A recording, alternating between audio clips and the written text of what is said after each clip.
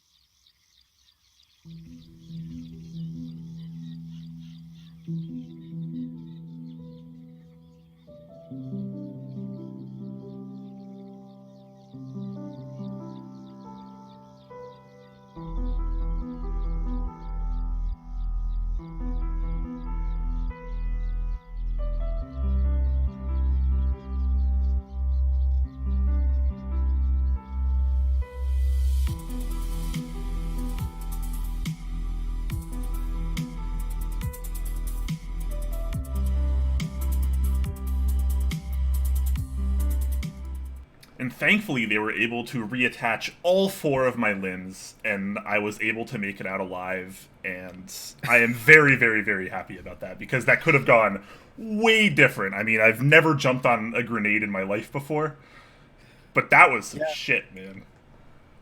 That would have been rough. It'd be interesting to see how Top Clack would have survived, and your keyboard addiction would have survived after that. I need like a new ergonomic layout where I can just use my face to type. I feel like that'd be kind of interesting. Then you could do like the hunt and peck, but instead of like your index fingers, it'll be with your nose. Ah, okay. Yeah. Genius. I love it. I love it. Everyone's wondering why you're here. Who is this American J? Says Undercover Brother. Fantastic. So I'll mention this again once we actually officially start the show, but 0siris is going to be filling in as a guest host for Jay on today's episode, so we got lucky there. But I'll explain why and what's going on in a few minutes once we officially start, because I don't want to have to explain this more than like 3 times. But, yeah, looks like we got quite a few people showing up already. Jay Shuff, 500 bits already, says limb replacement bits. Thanks, man. I appreciate that. Maybe you should have lost him. Maybe it would have been 10,000 bits. Who knows? Oh, man. I don't know if that's worth losing all of my limbs. I gotta be totally honest with you. I mean, 10,000 bits, what, like $100? Yeah, it's like $100. 110,000? Yeah. I think I need a little bit more than that if I was going to lose all of my limbs. That's probably not quite so cheap. GH Beat says Jay's looking good tonight. Damn. You know, Thanks, in a way, you kind of do have like an American Jay aesthetic, or he has like a British 0siris aesthetic, I guess. We'll let him take. We'll say that I have the American Jay because he's been at it longer in terms of in the keyboard hobby. We gotta give him the respect he deserves. Yeah. I like it. I1A gifting a tier 1 sub. That's their 20th tier 1 sub gift, so thank you so much, man. That one went to T-Tom. Very nice. Love seeing all these subs and bits early on. It's the OnZJ. Yes. Yeah, on ZJ. Oh yeah. I'm definitely taller than Jay. Jay is short, man. I mean, when I first met him, I was like, holy crap. I mean, I'm pretty tall too, so that doesn't really help. But he felt very short to me. I mean, I'm 6'2", so I know you're like 6'5", right? Or 6'6"? 6'4". 6'4". All right. Yep. Yeah. 0siris J replacement confirmed? No, this is just a temporary guest host thing. I should have put that in the title, and I feel kind of stupid I didn't. I'm actually going to go ahead and change that right now. Thief. What up, Chewy? How you doing? Chewy in the chat? Heck yeah. Yeah, he just wrote thief in all caps. I'm stealing your co-host. Sorry, Chewy. It's just the way it's got to be. Oh, man. I messaged Chewy earlier. I was like, hey, you good if I do this? He was like, dude, I don't care. Have fun. It's like, all right, cool. Oh, man. That's funny. Captain Schwa, I think our most OG subscriber on a 29-month streak, still there with tier 1, says, holy F, finally catching a show, Hypers. Well, we're always glad to have you around, man. Always glad. And you get a guest host today, too. You don't even get the typical Quakeums and Jay duo. You get a breath of fresh air today. Oh, yeah. Heck yeah. How do I change this title? Oh, wait. Hold on. There we go. The new, like, Twitch creator dashboard or whatever they call it keeps throwing me off. Oh, yeah. It's quite a bit different from the last one. It's very different, and there's, like, hidden settings that you can only access them by using the Konami, like, cheat code. Okay. So like that old school code, it'll bring up the menu to like forever take things off. If you put that in, it'll bring up a secret menu. Oh, okay. I like secret menus. Heat Loss gifting a tier 1 sub to Doolum. Thank you so much for that, man. Very, very kind of you. Wilson says, 0siris is American Jay in Top Clack stream, and Jay is British 0siris in Next on Deck stream. Yeah, so we got to trade for a day.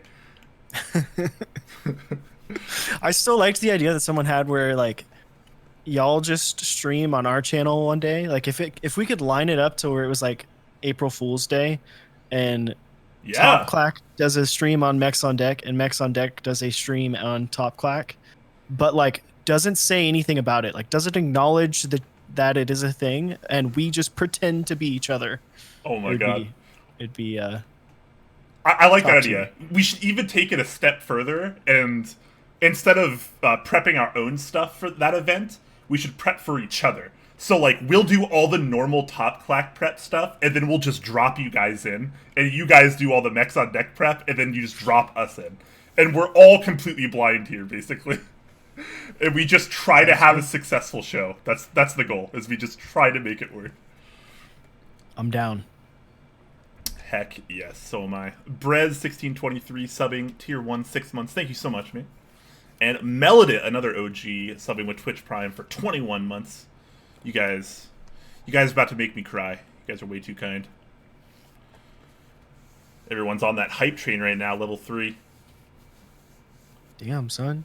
Jeremy. Getting up there. Yeah, Jeremy with 101 bits. Thank you so much. Says emotes, please. I really do need to do the emotes, too. So much stuff. There's not enough hours of the day. There really aren't. I can never get everything I want done in a day. You could always do what we did and just do a like a competition, a channel competition, and get your viewers to make emotes. Oh yes, make the viewers do the work. That's genius. I like that. It's actual big brain. I am a really big fan of passing the work on to other people. Always have been. Probably always will be. So I putting wrinkles on the brain every minute of every day. Heck yes. Pilot XJ, thank you so much for the 5 gifted tier 1 subs. 61 total from him. Very nice. You guys are awesome. GH Beats with a Twitch Prime sub as well. 3 months. Heck yeah. So many subs. I think the hype train got paused. What happened? I feel like people are still donating and subscribing, but the bar isn't moving anymore. Dude, I don't even know exactly how you get to the next level. What is it?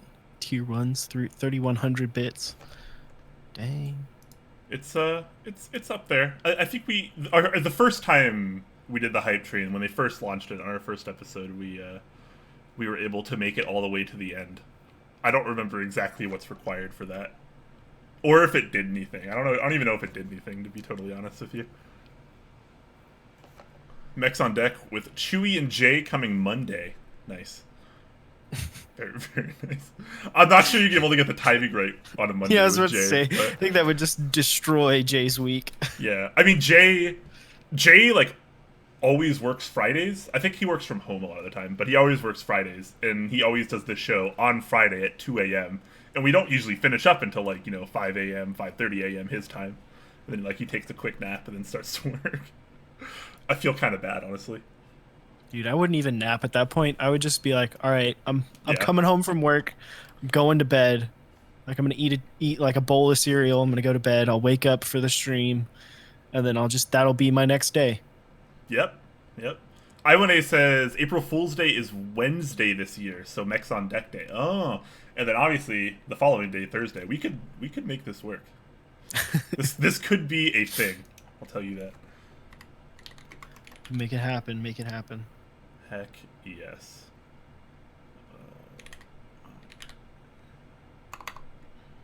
Alright guys, we're going to be starting in just a minute, guys. Just doing some last minute stuff at the moment. Okay. Oh my god. Hype train is happening now. Emotes are being delivered. Dude, why are they're all Bigfoot? What? Is that bad? It's just weird. I don't know, man. I just interesting route for Twitch to take. Yes. I don't know. I don't know how emotes work. I just sit here and pretend like I do. Daft Prophet, thank you so much for that tier 1 sub, man. All right, I'm gonna roll this intro and we're gonna get officially started, everyone. So hang on to your hats. Or your hair, or whatever. Hang on to something.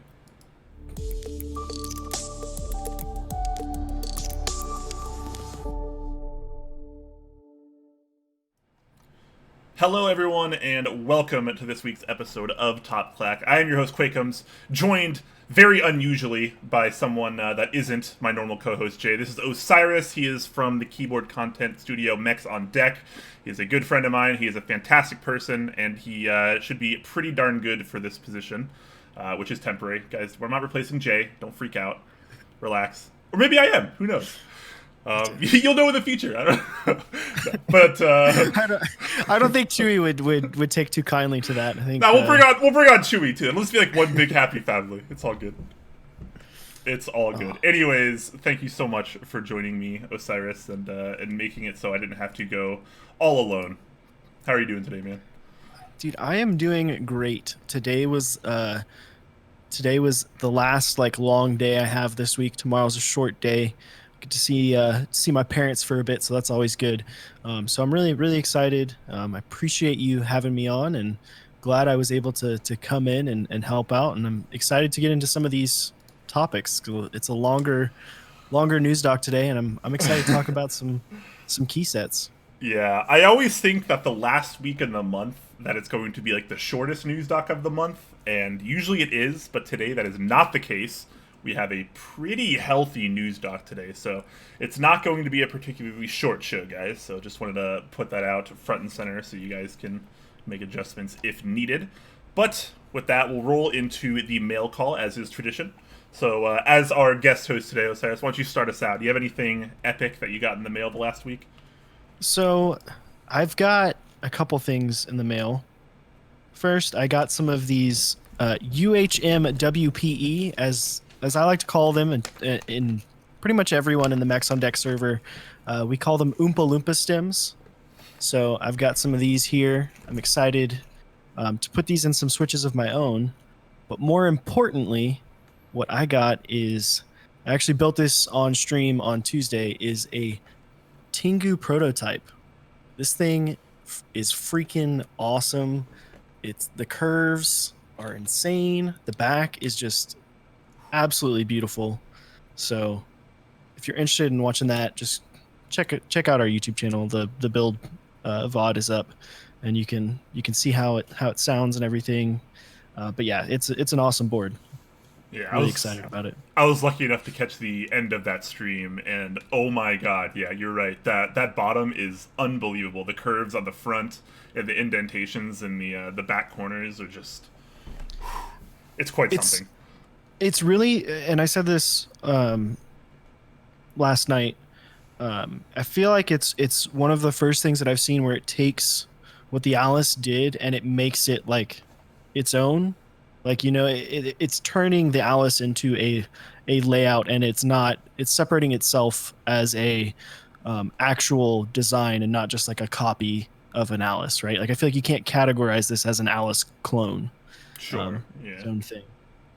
Yeah, definitely. It has a lot more personality than most of the other Alice alternatives, as I've been calling them.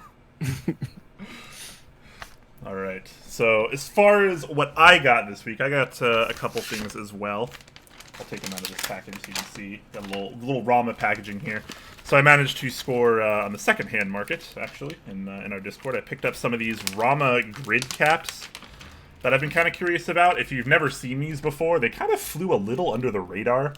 But it's a very short and relatively flat profile, but there is kind of concave, I don't know, indentations in each cap. It's kind of hard to see when they're in the packaging, but I'm not going to take them out yet. But the problem with these are there's no real compatibility. They're all just one use, except for a couple of 2Us as well. So you can only really use them on ortholinear layouts like the Plonk. I have enough here for a Prionic, which conveniently enough, I own a Prionic. So that's the plane I wanted to use these on. They were absurdly cheap, and I wanted to try them, so I feel like I pretty much had to. I paid like $28 shipped for these.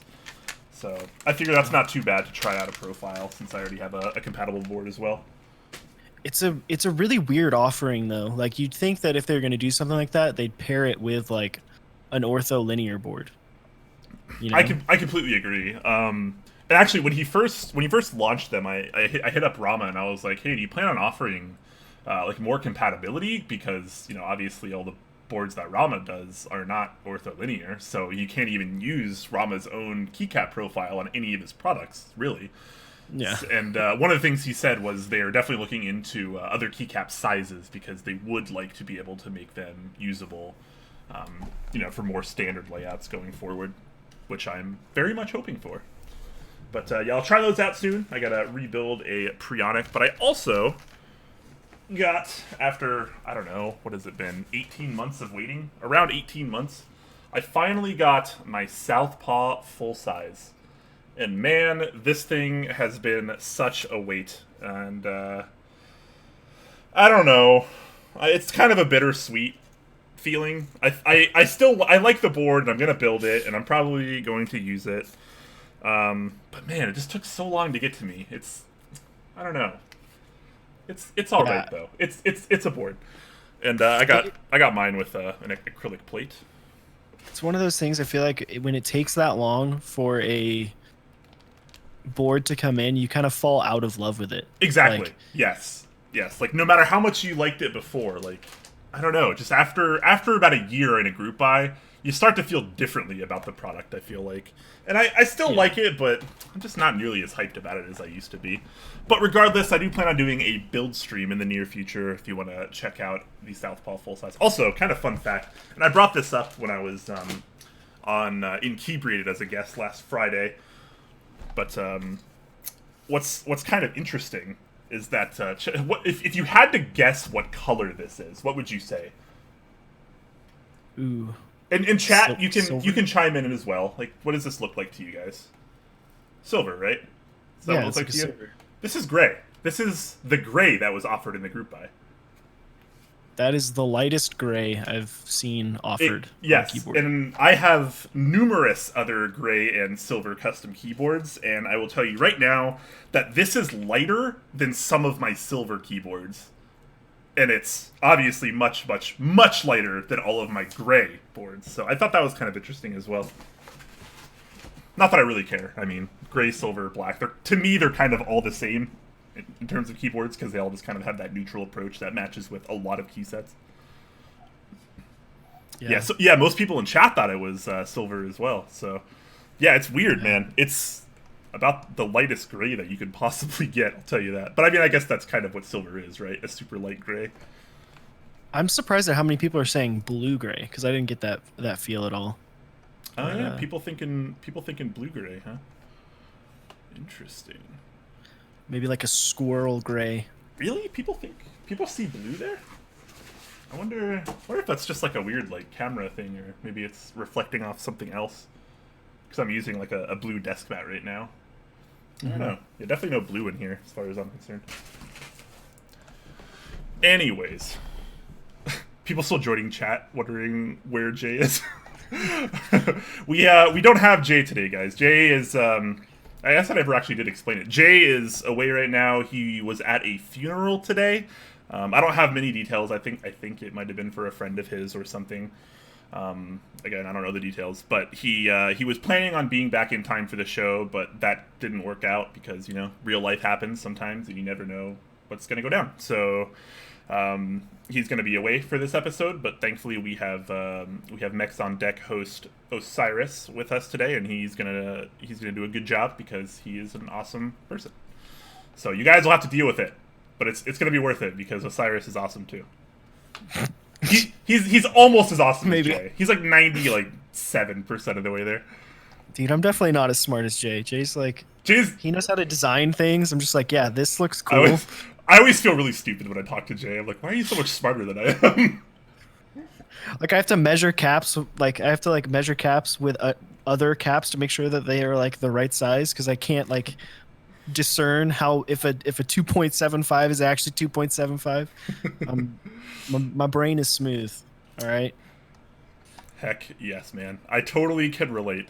As far as announcements go for today, guys, we did start a shirt giveaway, courtesy of Mountain Blocks and Sour. We started that last week. That is for the the Archaic MX shirt that they launched recently. And I got to be honest with you guys, I forgot to RNG before the show like I was supposed to. So I'm actually going to do that right now. So just bear with me, guys. I apologize for the unprofessionalism, but hey, welcome to Top Clack. You just made it alive. I even said beforehand, before the show, I was like, oh yeah, I still gotta do this, and then I still forgot. But we did have that giveaway open, and I'm gonna go ahead and roll this in just a second. Creating a little spreadsheet here. And for those of you guys that care, your odds were 1 in 59. So we had 59 entrants. Not too shabby. Let's see. Go from 60. All right, go ahead and generate. Our winner is number 32. You know who you are. You probably don't. All right, number 32. There we go. All right, so that's going to be Small Wind. There you go. So Small Wind is our winner for the shirt. I don't know if he's watching right now, but I will get in contact with you, and we will work all that good stuff out. And, yeah, congrats on your shirt. I made sure to get one as well. It's a pretty nice looking shirt. I'll put the link in chat as well, in case anyone does happen to want to buy one. Because if you do, you're supporting some pretty fantastic people. Mountain Blocks and Sour are both fantastic gentlemen. And, yep. All right. So very nice there. We are going to roll into our news doc as well. And like I mentioned just a few moments ago, it's pretty healthy, guys. So make sure you got you got a nice frosty beverage with you and a snack, and maybe you got your pet on your lap. Or, you guys know the drill. You guys know the drill. All right. So let's roll into this. And starting us up first is an interest check for the RP60 by Dopamine. A fantastic name, of course. But yeah, so this is a very interesting 60%, to say the least, and I have no idea whatsoever what RP stands for. Who wants to take a stab at it? Yeah, I have no idea. No idea what RP stands for. I think this was actually his first. It's obviously his first keyboard design, as he said. It's his first Geek Hack post. Um, pretty dang good renders of a board. Um, it's an interesting design. Definitely an interesting design. It is an interesting design. So it uses a 6-degree angle, and it is designed all around the DZ60 PCB, which I think is an interesting fact to bring up because that's a very standard, basic 60% PCB, and you could just say that it fits, it fits the universal standard 60% PCBs, which I think would have probably come off a little bit better. But presumably, even though it's designed around the DZ60 PCB, you'll be able to use all the similar PCBs, of which there are many. So unfortunately, while he does have a few pretty nice and artsy looking renders and kind of an exploded view as well, he doesn't really have any specs. So aside from that it has a 6-degree angle, its sandwich mount, and what we can pretty much discern from this picture here, that's pretty much all we know, which is kind of unfortunate because this board does look pretty interesting. It does share a similar design format as the thermal in terms of like all those ridges or grills or whatever you want to call those. But it's very much different from the thermal as well, so I don't really think there's any kind of serious crossover here. As far as the board design goes, though, how do you feel about it? I think it's interesting. There's a couple things that I'm not a big fan of. I don't like the USB cutout. It's definitely going to be... I understand why it's as big as it is, but it's going to completely eat your cable with how thick that looks. You're like if you need to take out your cable, you're going to have to grab it by the actual cable and not the connector, which could make it to where you could maybe damage your cable over time. So that's something small. And then sandwich mount with the side, the side, that third screw is going to make it even stiffer. So that's going to be interesting as well. I'm not sure how even that'll feel. Yeah, that's a good thing to point out, actually. Maybe a little bit more rigid. Often in sandwich mount, you might only do the 4 corner screws because most people tend to prefer a little bit of flex, a little bit of softness in their typing experience. Here, obviously, we see that thrown a little away with that extra screw on the middle on each side. But, it is what it is. Some people will still like that. It'll be a relatively firm typing experience. I kind of like the design, though, if I'm being totally honest. It's one of those designs where it's out there enough to just kind of be different. And I like seeing that. I don't like seeing the same designs rehashed over and over again. So while I'm not in love with it, I do definitely give them kudos for the overall design here. It looks like a fine board, but other than design, really not that interesting. It doesn't really bring anything else new to the table.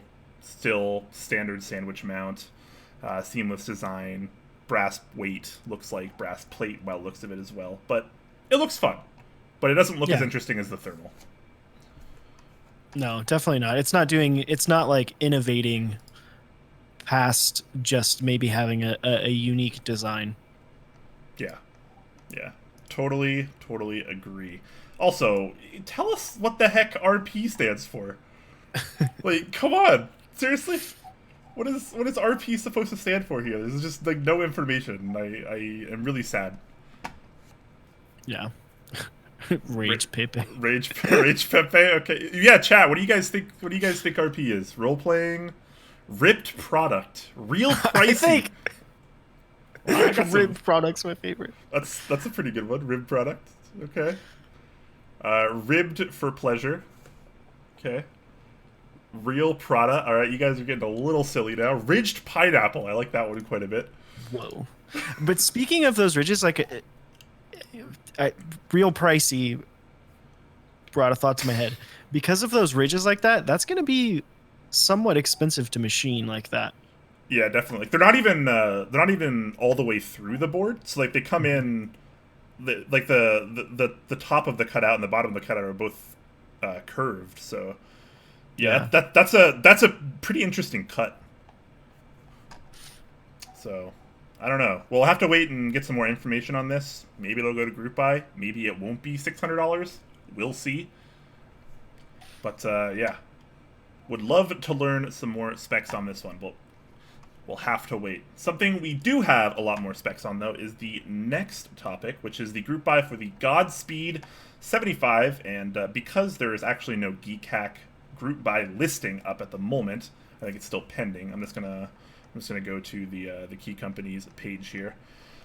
So we have the Godspeed 75. This is a board that's been teased for a little while now, especially if you've been in the top Clack server. The designer of this is Fropsy, and he's been posting renders for, I don't know, what feels like a year now. But it's a pretty interesting board, 75%. I'm going to try to get one of these good pictures open for you guys to check out. So, whoa, why is that blurry? What the heck? Why is this pic so small? All right, well, feels bad, man. But anyways, 5-degree angle. You got a brass plate, but the files for the plate will be open source, which is pretty awesome. Always love seeing that. It's going to be using a custom PCB with USB-C. Big surprise. But one cool thing about this PCB is it's actually going to have... Let me try to get a good angle on it, sorry, guys. It's actually going to have a USB-A port and a USB-C port. So the USB-A is actually going to be a USB 3.1 port, which will actually support high amp charging and high-speed data transfer, all that goody 3.1 USB goodness that we don't normally see on keyboards. So if you like having a little hub on your keyboard, that could be a really good option as well. So how do you feel about this board overall? $380. So I think it's a great value right now. Like when you look at a lot of things that have come out. 75%, Chewy and I are big 75% fans because I think it's one of the few layouts that you can do so much with, in terms of you can have a staggered F-row, you can have an F-row that's just sitting right on top of the number row. You can do so much with the board. I think he did some cool things. It has the centered the win keyless blockers in a way that keeps it centered, so you don't have that weird change. Yeah, all up the Bauer. Really nice. It was kind of popularized by the Bauer. Yeah, it does look better like that, though. I completely agree. I think that bottom row on a 65 or 75% is probably the best you can get. Maybe that kind of particular blocker setup. Maybe? Yeah, absolutely. I don't know. It does look a little funkier on this board, I feel like. I don't know why. I mean... I don't dislike the design. It's very simple. I don't think there's a whole lot going on. It's not that extreme. It's not that amazing. But it's simple. It's clean. It's nice. I think the weight design is actually quite good as well. I'm going to try to get a good picture of that. Yeah, the weight and the bottom look nice. I agree. And I do like that USB 3.1 functionality. That's a nice touch. And the starting price here, not that bad, all things considered. $380. Like, this is a direct competitor to something like, I don't know, the Xeno, for example, which I know the group I didn't exactly go properly. But that aside, that was a $450 board, top mount, just like this. Similar kind of design, brass weight, the whole 9 yards, brass plate. So, this is definitely kind of an alternative to a board like that at a pretty reasonable price.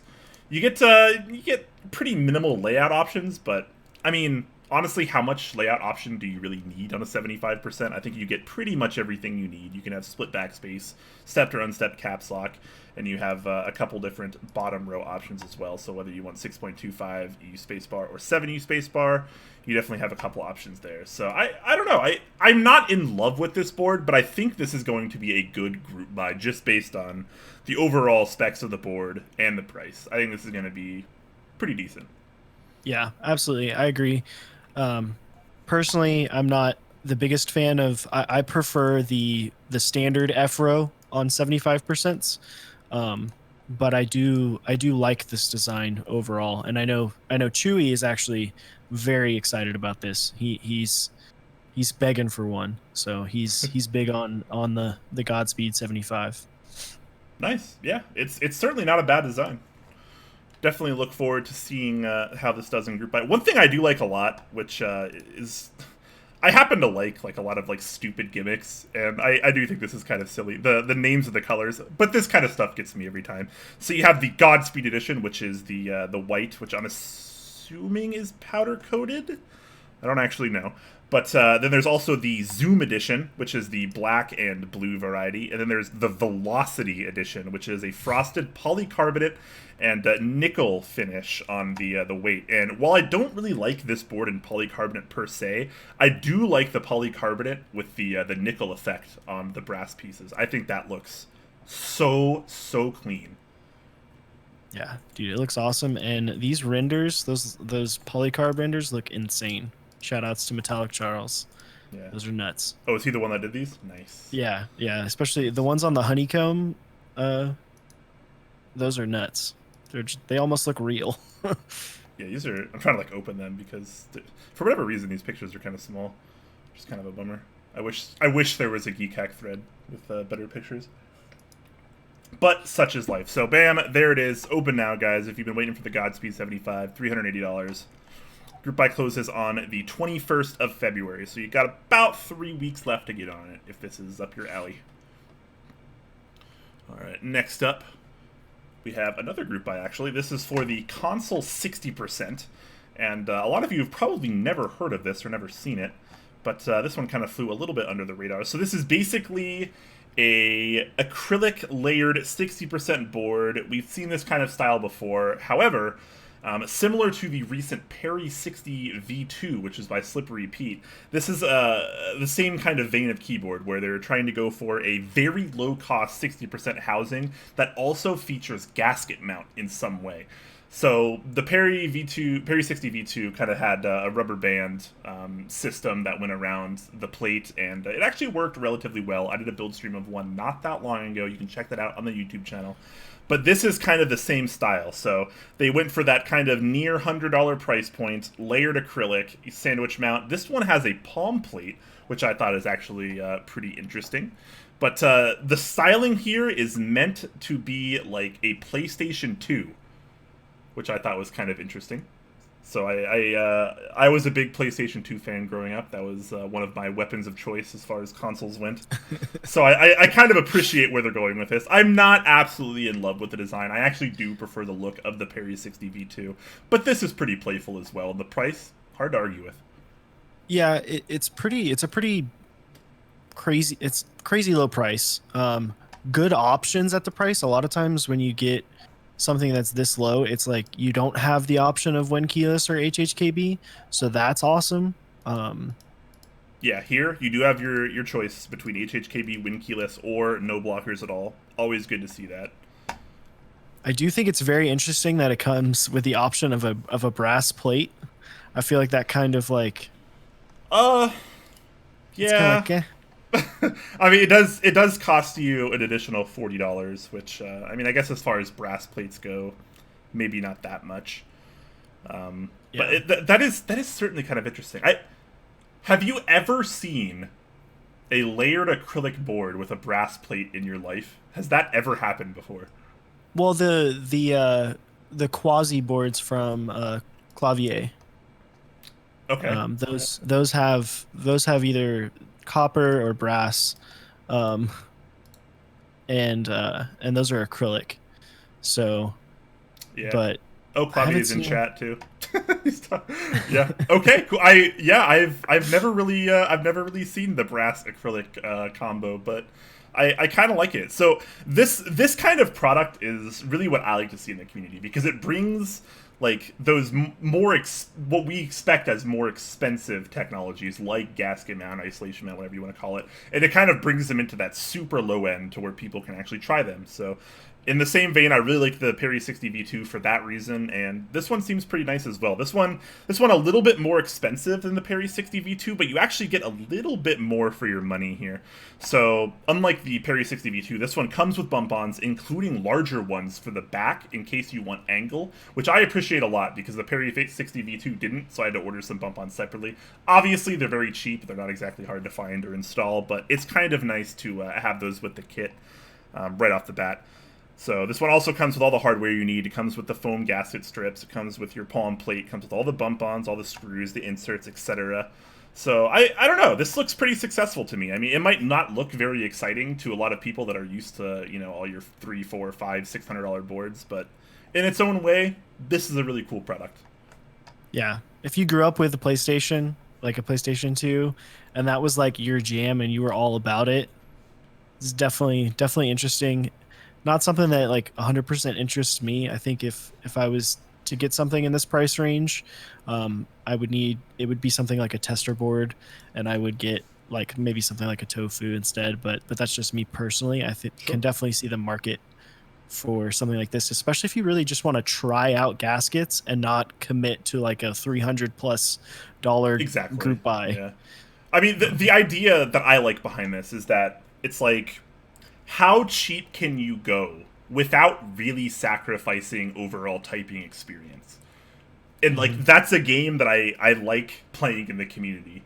And if I were a designer, that's exactly what I would focus. I would if I were a board designer, I would only put out like sub $200 boards, because like to me that's what's interesting in the community.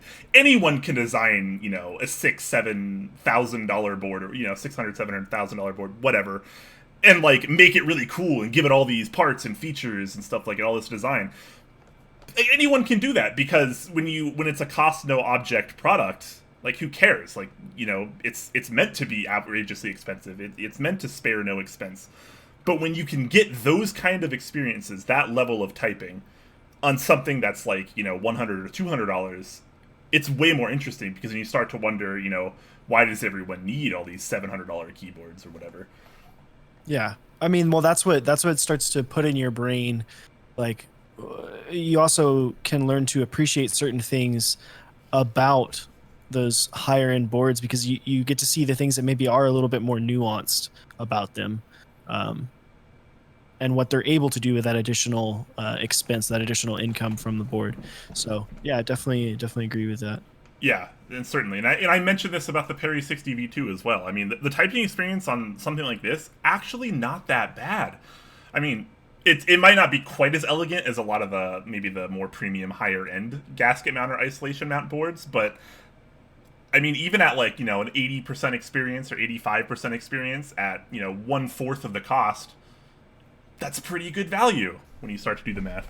So yeah, pretty happy about stuff like this. Love seeing this kind of stuff. I would love to get one of these to check out. Maybe we can get a proto or something to stream and put together, even if it's just a temporary one. Always love doing stuff like that.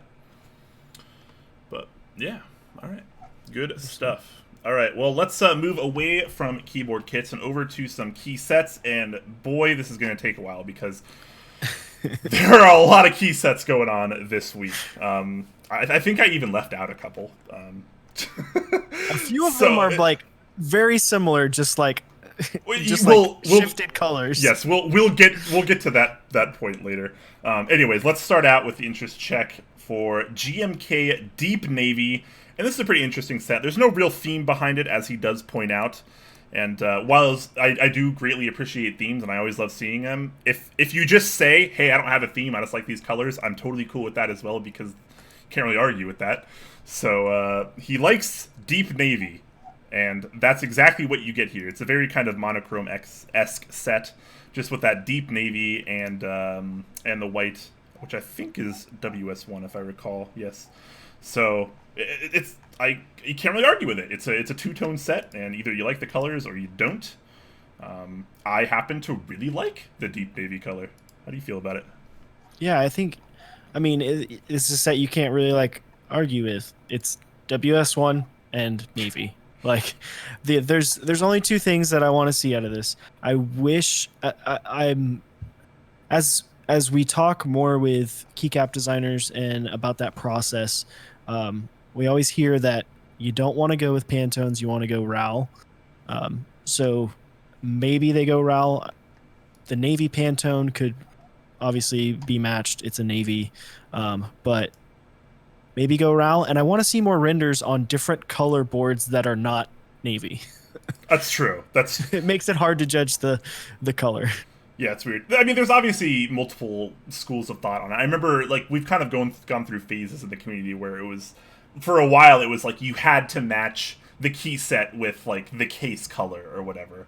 Like they had to be the same. Like that's just what everyone did. And then we kind of went through a phase where everyone wanted like a contrast, where like everyone put sets of their board that contrasted instead of complemented the board. But with that said, how good does that look on that Iron 165? It really does look fantastic. You gotta admit it. Yeah, it does. Well, and I've seen that Iron 165 in person, the proto at NorCal, of that Deep Navy, I think.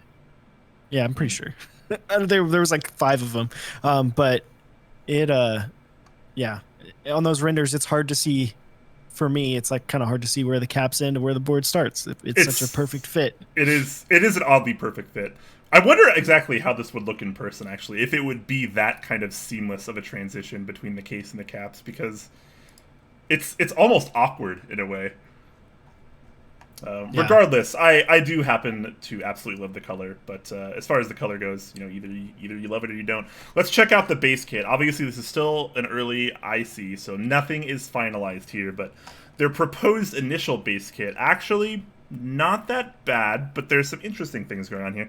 So they do have a basic ISO, but the ISO support does stop there. It seems like they're really kind of focusing on sub 60% users, a lot of 40% users, stuff like that. You can tell that with the 1.75 enter here, as well as some of the 1U controls, alts, and the 1.25U tab. So this is kind of what seems to me like more of an all-inclusive base kit, where they're trying to really try to build the base kit up and try to fit for everyone, which is, of course, you know, one of the approaches we see people take. Love the accents here. Base kit, not too bad. It'll fit all your standard needs. All your standard 60s and Sangon, HHKB, TKL, 65, 75. It's got the numpad in there. You do have the basic ISO coverage. So, I don't know. Can't really complain too much about the compatibility there. It seems like they do want to keep this to 2 kits, though, which is why the base kit is so full there. And then they have the Spacebar's kit as well. Yeah, so. I wouldn't be surprised if the base kit got even bigger as they. I was just thinking that too. Yeah, as they go. I mean, and yes, I did see that Navy at NorCal, and it was not as dark as it is here. Neb is talking about it. It is not as dark as it is here. So I would definitely be interested to see more renders. Sure. Yeah. Yeah, I'm really interested to see where this base kit goes, because like I actually brought this up on Inebriated too when I was drunk. The way nobody really understands GMK kitting right now. I don't think anyone else really does. It's everyone kind of just does what they think is right, and it's like always different from what everyone else does. Like there's no like perfect formula of like here's what a GMK base kit needs to be. And the conversation that brought this up was basically like, how new is our hobby? Because a lot of people kind of feel like this hobby's been around for a while and we have everything figured out. I think the complete opposite. I feel like almost everyone in the hobby knows very little about like the overall hobby and like everything in it. And I think GMK kitting is kind of a prime example of that, and how every single base kit we see is different from every other base kit that we see. Because no one really knows exactly what is like the money kit, what works perfectly. But yeah, you know, here this user feels that a big base kit and only a secondary spacebar kit could be all that's needed. Which is interesting because most GMK sets that we see nowadays come with quite a few kits, including like a 40s kit, you know, novelties kit, extension kit, stuff like that. So, yeah, I think that what happens a lot of times with base kits, and why I don't put a lot of weight into an early interest check, like proposed base kit, I don't put a lot of weight in it, because it can also just change completely based on who your vendor is. Like some vendors like to do base kits certain ways. So then that way, maybe they want to market it a certain way. Maybe they want it to hit a certain price point. With something like this being 2 colors, and one of them being a stock color, I can imagine that you could hit a pretty low price point with something like this. I would be interested to see if all of those 40s support end up in the base kit. Yeah, that's always kind of tricky, I feel like. You know, a lot of people obviously going to advocate for it, all the 40s users, because, you know, hey, then they only have to buy just the base kit, and that's pretty good for them. But obviously, it's a forever argument with all the other people, because everyone's like, well, I don't need those in my base kit. Why am I paying, you know, $10 extra for that, or $15 extra, or $20 extra for all these keys that I'm not going to use? Which is also a fair argument. And I remember a few episodes back, we were kind of having this discussion, and Classy, Straight Classy, who might be in chat right now, I'm not sure, brought up a really good point where it's like, no matter what you're buying, you're going to be using the same keys. Like, so let's say you buy 10 GMK sets or whatever, and like you're always going to use the same keys from that set, and whether or not the base kit is more full or less full, you're always going to get the coverage. So, you know, whether you spend $100 on a base kit or $150 on a base kit, you're using the same amount of keys. So whether the $150 base kit is better value per key doesn't actually matter, because you're always going to be using the same keys, and you're always going to have the same ones left over, which is a fantastic point as well. So it's tough. It's tough to know, and I think it's a really tight spot that our community is in, and this is why we just don't really know what works with GMK base kits right now, and everyone's just kind of just doing whatever they want, and sometimes it's successful, and sometimes it's not. Yeah. And I feel like trying to put 40s in a GMK base kit does make things a lot trickier, for sure. It definitely does, and I think you look at some of the kitting in that we've had recently. I think if you look at a set like GMK Olivia Plus, obviously this is a little bit different because the pricing was based off of like it hitting an 1,000 Yes. MOQ. But I think if we can get to the point where it's like that, where if you look at Olivia base plus ISO was still like less money than round one Olivia. Yeah. And if we can get to the point where it's like, okay, base plus another kit is what most people would need to satisfy that, you know, 10% of people that use 40, the 10% of people that need numpad, the 10% that need ISO. If you can satisfy those people and get it near the regular cost of a GMK set, that's where we need to be, because then you please the people who are like, oh, I don't need numpad, and they get a price for a little bit less.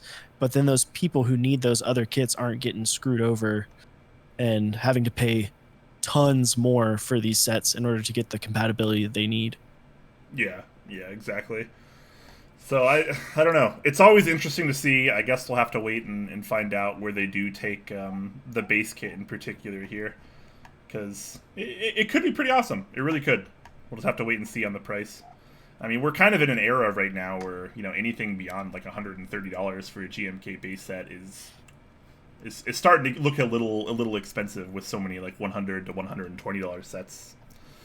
So yeah, we'll have to wait and see. But boy, do we have a lot of key sets to go through today. So we'll try to pick it up for you guys here.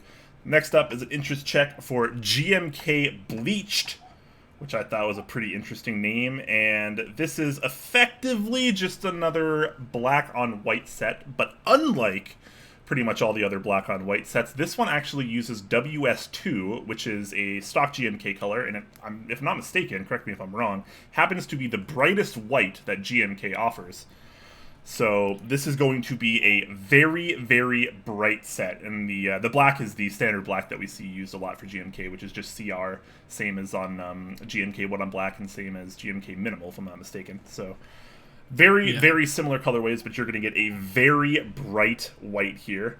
The kits are playfully named NACIO there, or whatever this is. That's the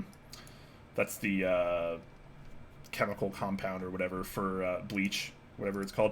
H2O2 is hydrogen peroxide, and that's going to be your number kit there. The 40s and ortho kit is called 149, and that refers to the standard rate at which you mix bleach and water, 1 part bleach to 49 parts water. So pretty playful there, and the spacebar kit didn't get a cute name, sadly. It's just called Spacebars plus B, which I gotta be honest, feels a little bit of a half-assed move. I feel like if you're going to take the time to get cute with the names of all the other kits, you gotta do the Spacebars kit too. You can't just leave that out to dry. He should have named him like Stir Sticks, you know? Like, he's got the chemical, he's got the 2 parts, and then you've got the stir stick to mix it all up. Yeah, I guess so. But, I mean, what makes this really cool is that they're actually using WS2, which I guess is a little controversial. A lot of people find WS2 too bright, which is why we don't actually see WS2 get used that often in GMK sets. So it'll actually be interesting to finally get a set that is primarily WS2. Is this going to be too blinding? Yeah, I think it is. I think because I'm sitting here with a board, a board that has minimal on it, and I'm like, this isn't burning my eyes.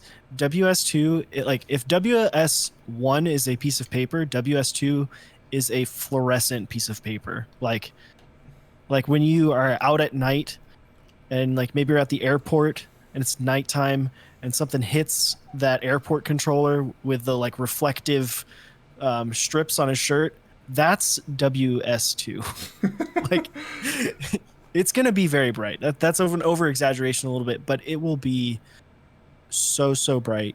It will match boards that are like white perfectly. Yes. Yeah. But it'll be very harsh for a lot of people who are not familiar with the color. Certainly, yeah. I mean, regardless, I think it's going to be a relatively successful set. I mean, you can't really complain. It's just black and white. It's kind of classic, kind of original. People like that. Minimal did really well. GMK White on Black did really well. So I can see this doing pretty well too. We've had multiple iterations of similar black on white sets that have used different GMK color codes. But again, as far as I'm aware, this is the first black on white that actually uses WS2. So we'll have to wait and see. But check out this proposed base kit, because this is actually insanely interesting. So as you can see, we have a pretty cut down base kit here. You have no numpad. You don't have a ton of compatibility keys. But what's interesting here is that they still left in basic ISO support as well as an F13, which I thought is pretty interesting, because it looks like with the cut down kit they're going here, they are really aiming for a $100 1000 MOQ base set here. Yeah, absolutely. The F13 seems like a personal, like I have a E8.5, or I'm getting an E8.5, or I'm getting an Austin or something that has an F13 key. Yeah. And definitely an interesting choice. I mean, I'm sure I'll speak for Jay. I'm sure he's very appreciative of the I know, right? ISO enter. The one time I'm like, the one time I'm immensely curious on Jay's thoughts about a particular base kit, and he's not here. This is so interesting though, because normally when we see kits that are cut down like this, a la something like GMK Minimal, GMK 9009 Round 3, God, what else ran that was like this? GMK Striker. And others. Usually when you see a kit that's broken down like this, it's usually just ONZ only. So to actually go out of your way to put in ISO like this, as well as an F13 key, but still keep the kit this concise, I think is really, really interesting. And I'm really interested to see how this kit is actually going to do with this particular breakdown. Yeah, absolutely. I mean, is this a set that's going to sell 1,000 kits, do you think? I think it's possible. I think it's possible, because if you look at this versus like Minimal, like Minimal doesn't have the icons at all. True. So I think there's going to be a large group of people that like the text plus icons that will go in on this. Also, I think there are going to be a lot of people who have a whiteboard that want this to match. It'll be like the "please don't ever use me or spill anything on me" board ever. But yeah, the other thing that I really like about this, the B in the spacebar kit and not the 40s kit. Appreciate that. I very much appreciate the extra B in the spacebar kit and not the 40s kit. Sure. So why do you prefer that? Well, just because then if I want the B, I don't have to buy the 40s kit. Yeah, because spacebar kit, generally speaking, is always going to be quite a bit cheaper than a 40s kit. So totally understandable. But yeah, this is interesting. Any ISO users out there in chat? Is this a good base kit to you guys? I mean, obviously it doesn't support full UK ISO or anything Nordic or whatever. But as far as basic ISO coverage goes, is this a good proposed base kit? Assuming that this is going to be a $100 kit, because I feel like you can't really go much higher in price if you're going to offer a kit with this reduced of compatibility. You can't really. This can't be $130 kit, for example, and even like 120 is kind of pushing it. Yeah, I think if this base kit's like more than 110, I don't think it sells 1,000. If it's 105 or less, like literally that small of a margin, 105 or less, it will be Yeah, I would even go as far as to say that if this is not $100, $99.99, it's not going to sell 1,000 plus units. 'Cause even that, $5-10 difference is huge.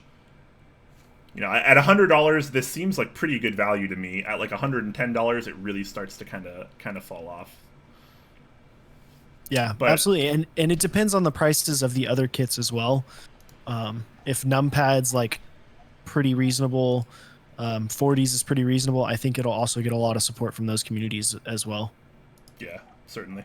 Man, it's hard to tell how bright this is in the renders, but I feel like in person it's going to be quite a bit brighter. But I mean, the renders look pretty good. I like how the renders though actually have just text mods, but in the render for the kitting proposal, it's text and icon. I think that was a change. I think a bunch of people were saying that they wanted text plus icon, which I think was a huge thing for it. I think it was a huge thing for the success because it changes it from minimal just enough. Yeah, exactly.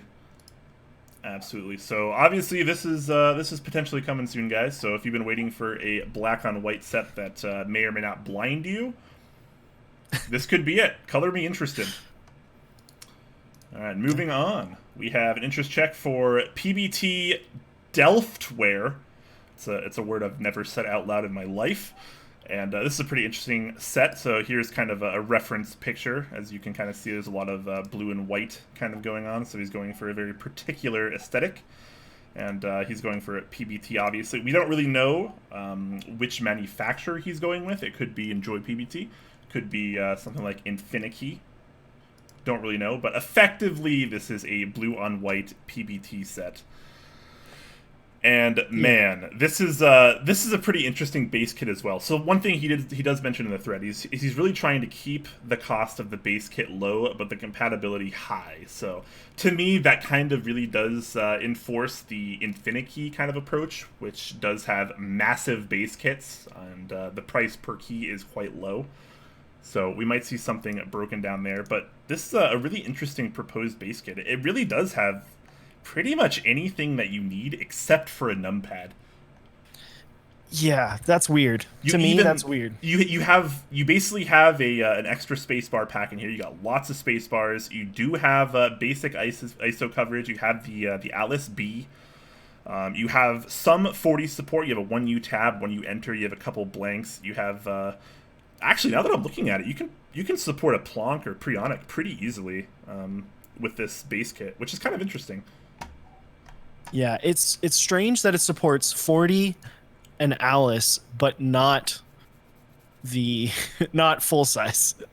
Yeah. I think is numpad more popular than 40s or Alice? Do you think? I mean, off the top of my head, I don't know. I would assume that numpad was probably, I don't know.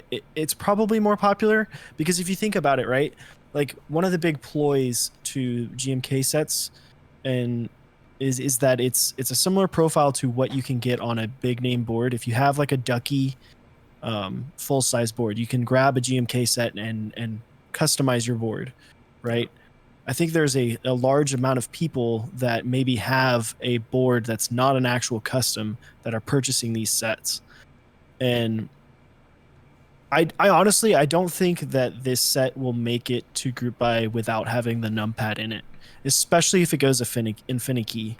Like realistically with Infinikey, it could have all of these keys except for maybe the Cobalt Oxide kit.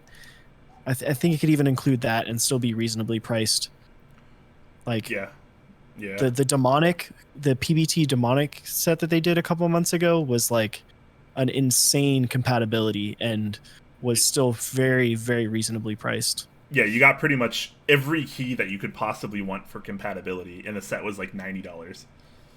And it would be the same as buying like a GMK set with every single kit along with it, which is obviously always way more than $90. So aside from that proposed base kit, which does fit a lot of boards, minus a numpad there, you have the tile kit, which will have your numpad both with and without these kind of blue accents, and then there's the cobalt oxide kit, which is kind of your full overarching accent kit, which also includes all of your space bars as well. So yeah, don't really have a ton of information aside from that. He does have a couple renders here. Here's one on the KOTE. It's not a bad looking set. Like a lot of the other sets that we have talked about today and will continue to talk about today, it's very simple. I mean, it's a two-tone set. There's not a lot to really dislike about it. Either you like blue on white or you don't like blue on white. There's not really a whole lot else going on there after that. So, I don't know. I think it looks pretty cool, but the pricing, the manufacturer, and the kitting obviously are really going to... That's what it's going to come down to, whether the set's going to be successful or not, I think. I think we glanced over something that's interesting about it too, is that it has the sub-legends portion, the Delftware sub-legend examples. Yes. I'm interested to see more of those and what that looks like. Exactly, because if you actually take a look at any of the kits here, you don't see any of those keys. It's only in this kind of first teaser picture here, which I do like a lot. Because, I mean, obviously being a PBT die sub set, you can get kind of creative with that. You can basically have whatever kind of sub-legends you want because it's a die sub. As long as you have a file for it, you can do it. Which Yeah, I feel like people don't really take advantage of that kind of feature with PBT manufacturers. So if what I'm reading is correct, he's saying that the base kit will be with those sub-legends, and that he's only going to add the plain alphas if there's enough interest. Interesting. Okay. Well, I wonder if we're going to get more than just the QWE sub-legends there. I mean, these are pretty cute. I mean, they don't mean anything, which might bother some people, obviously, because, you know, most people feel that sub-legends have to have some kind of purpose and functionality, and obviously these would be strictly aesthetic, mostly, I would assume. But they look kind of nice, and it's fun, it's different, it's variety, and I for one, appreciate that, so... I mean, especially since he does have a very clear theme here, I think it would help kind of drive that theme home if he did something like that. Even if it was just, like, a novelties kit, for example. Like, maybe throw those in a novelties kit or the accent kit or something. The only thing that would scare me with those is that with PBT is how clear are they going to be? Are they going to kind of mush together? Especially like that one with the dots and stuff. Is it going to be crisp? That's true. Often when you do die sub, it comes out a little fuzzier than something like double shot ABS, which is usually a lot more precise. So yeah, we'll have to wait and see. I feel like most PBT die sub these days is good enough to be able to get that level of detail, but, you know, nothing is certain. We'll have to wait and see. Mm-hmm. Interesting looking set, though. Next up, we have an interest check for GMK BT3, which stands for Bomb Type 3, and this is based off of the colors of Akira, Yoshikage's stand, Killer Queen, and the anime/manga JoJo's Bizarre Adventure. I am kind of a weeb. I've never actually seen anything involving JoJo's Bizarre Adventure. It's been on my plan to watch this forever, but the point is, I do not understand the theme because I've never seen that, but I'm glad there is a theme. But anyways, let's take a look at the set itself. How do you feel about the colors first? I like the base colors. The only thing that I'm not as big of a fan of is the accent colors. But I think I could honestly I would be just as happy using just the standard colors and not using the accent keys. Okay. So. Interesting. Okay. For me, actually, the accent keys are my favorite part of the set. Interesting. I don't really care much for the set otherwise. But you know, that's colors. Some people will like them, some people will not. Regardless, this is another anime-based GMK set with Japanese sub-legends, and I gotta be honest, I'm getting a little sick of the Japanese sub-legends on anime. I want to see an anime-based GMK set that doesn't have sub-legends. I don't know. Yeah, I'm not a weeb. I don't watch anime, so I never understand the inspiration for any of these sets. Yeah, I mean, it's not like it's a bad thing. It's not like they're bad, but I don't feel like and I feel like a lot of other people kind of get this in their head that if you're basing a set off of Japanese culture, it has to have Japanese sublegends, and I feel like that is very much wrong. Yeah. And I would very much love some Japanese culture sets that did not have to feature Japanese sublegends. But again, that's a personal preference. Obviously, it doesn't necessarily take away anything from the set. But yeah. I do very much appreciate the double sublegend on the number row. I hate when it's got the 4. Yes. It very much breaks up the look. It's so busy. It's just too ridiculous. This is a very colorful set to begin with, especially if you're using the accent keys. It's a ridiculously busy set, and I don't really like that kind of set. I prefer a little bit more simplicity, but if you're the type of person that likes these super busy sets, this definitely could be for you. But let's take a look at the base kit compatibility, at least for this proposed base kit. It looks pretty darn solid, actually. You have really good coverage. You got a numpad in here. You have full UK ISO support. You have lots of different shift compatibility options there. Lots of accent keys. This is a really rich base kit that'll cover pretty much anything that you want that isn't a 40s board. Yeah, it's a big base kit. I think it'll be a semi expensive kit. Yes. When I look at alphas like this, the thing that I see is it's probably going to take a little bit to get that pinkish white correct and color sampling. But sure. Tyson's a good dude. He's going to try hard, make it happen, I'm sure. So, but yeah, I like the base kit compatibility. Yeah, it's kind of hard to argue with that. It's a pretty strong base kit. I mean, from the base kits that we do have, obviously. Yeah, not too shabby. I really like that.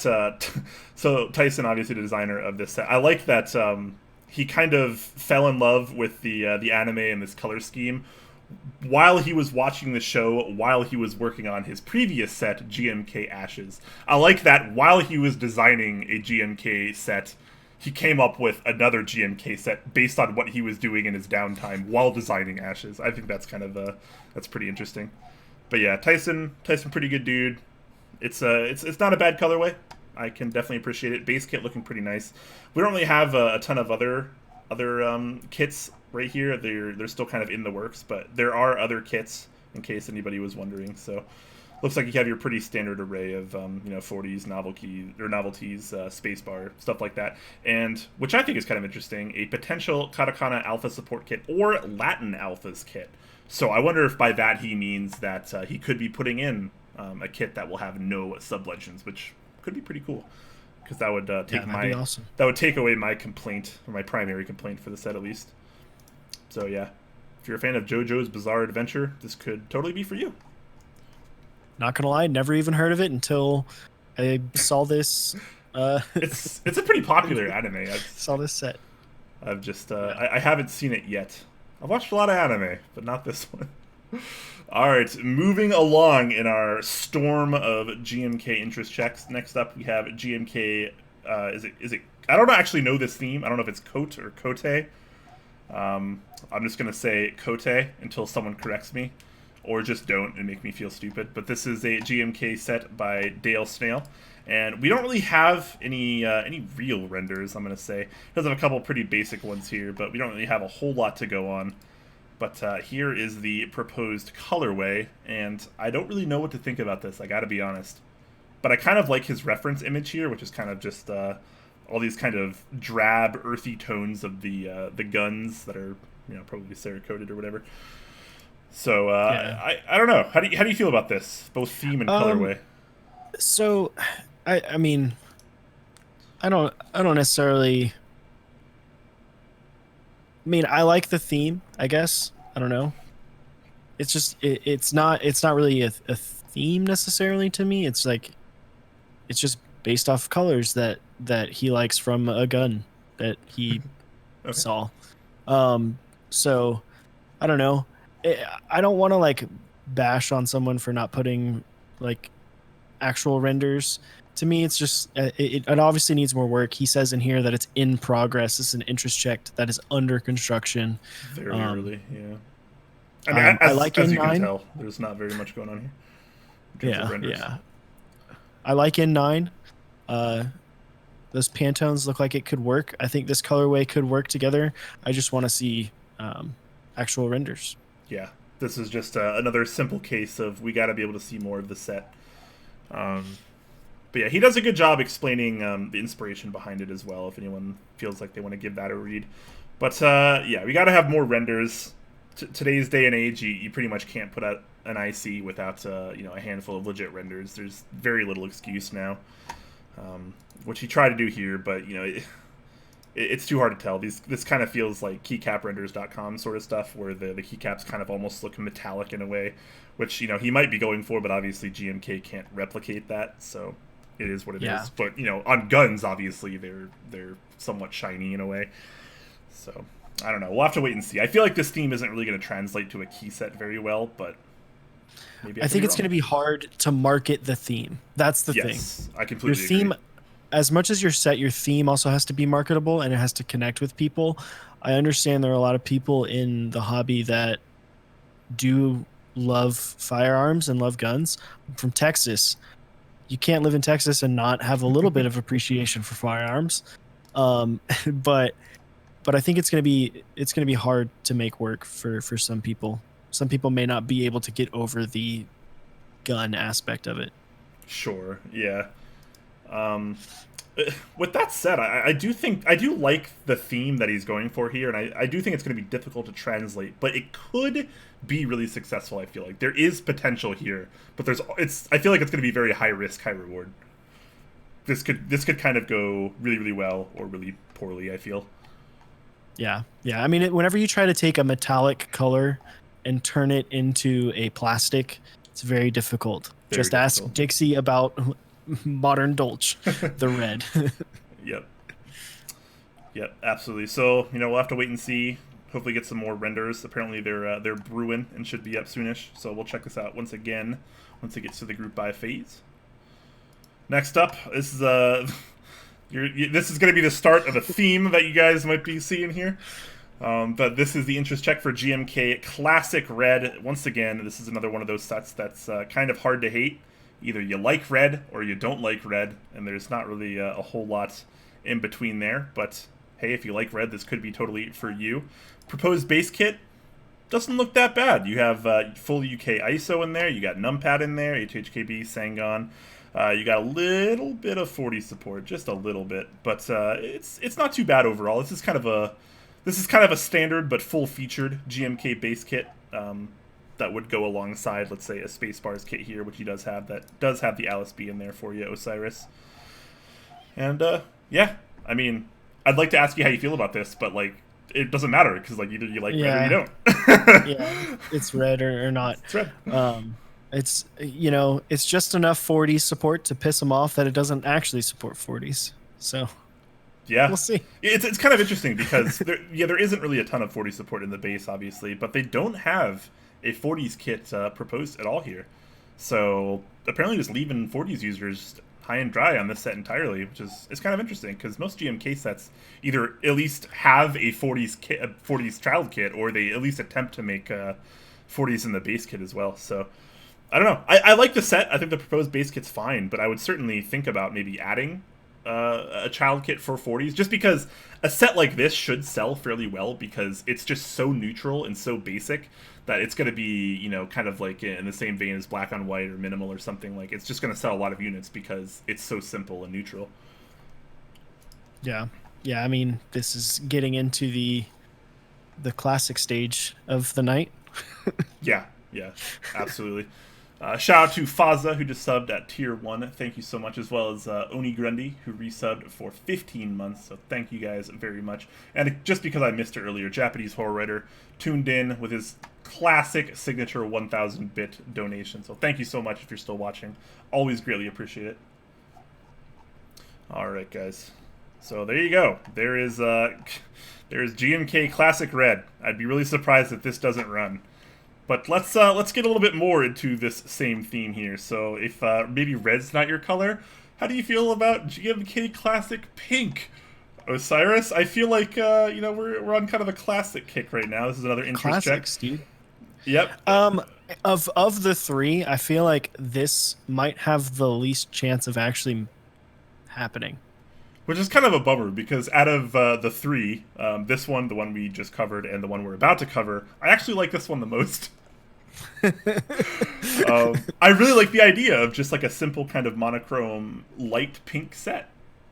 I just like, ever since I saw KA 2017 from GMK, I feel like that that really kind of rung true with me. I never was able to pick that up because it was like a private buy or like a Chinese only group buy or something, and it's kind of hard to find the sets in the West, and they're very expensive. But I feel like this is kind of a good workaround because it does look fairly similar. But yeah, I like it. I want more renders because this interest check is about as weak as it gets. It's the only render that we have. It's not a bad render, which is good, but we don't have a proposed kit. And the reason where I'm not really entirely sure if this is all kind of based off an inside joke or a meme, but his very first sentence is, "Hi all, making a GMK Classic Pink following the theme from GMK Classic Blue, Red, and EnjoyPBT Classic Yellow." So is this just kind of like an insider thing I just don't know about? Everyone's just bringing back all these classic two-tone sets? Is this 2020 in a nutshell, 0siris? Or is could be. This could be a big thing this year. We could just bring back all these classic two-tone sets, make a lot of new two-tone sets that are very simple. It could be a good idea, honestly, with all the ridiculous sets that we have out there. So many really intense colorways that are very vibrant, very bright, very contrasting with lots and lots of vivid colors. It could be nice to just take a step back. Yeah, I mean, Chewy prophesized that this year, 2020, would be the year of the round two. Maybe we're seeing the year of classic and round twos that maybe no one asked for. I don't know. Sure. Yeah, I don't know. It's hard to know. I mean, regardless, I think the colorway looks all right. I mean, it's a two-tone set, which by default it's kind of hard to hate. Either you love light pink or you don't. I'd love to see a proposed base kit.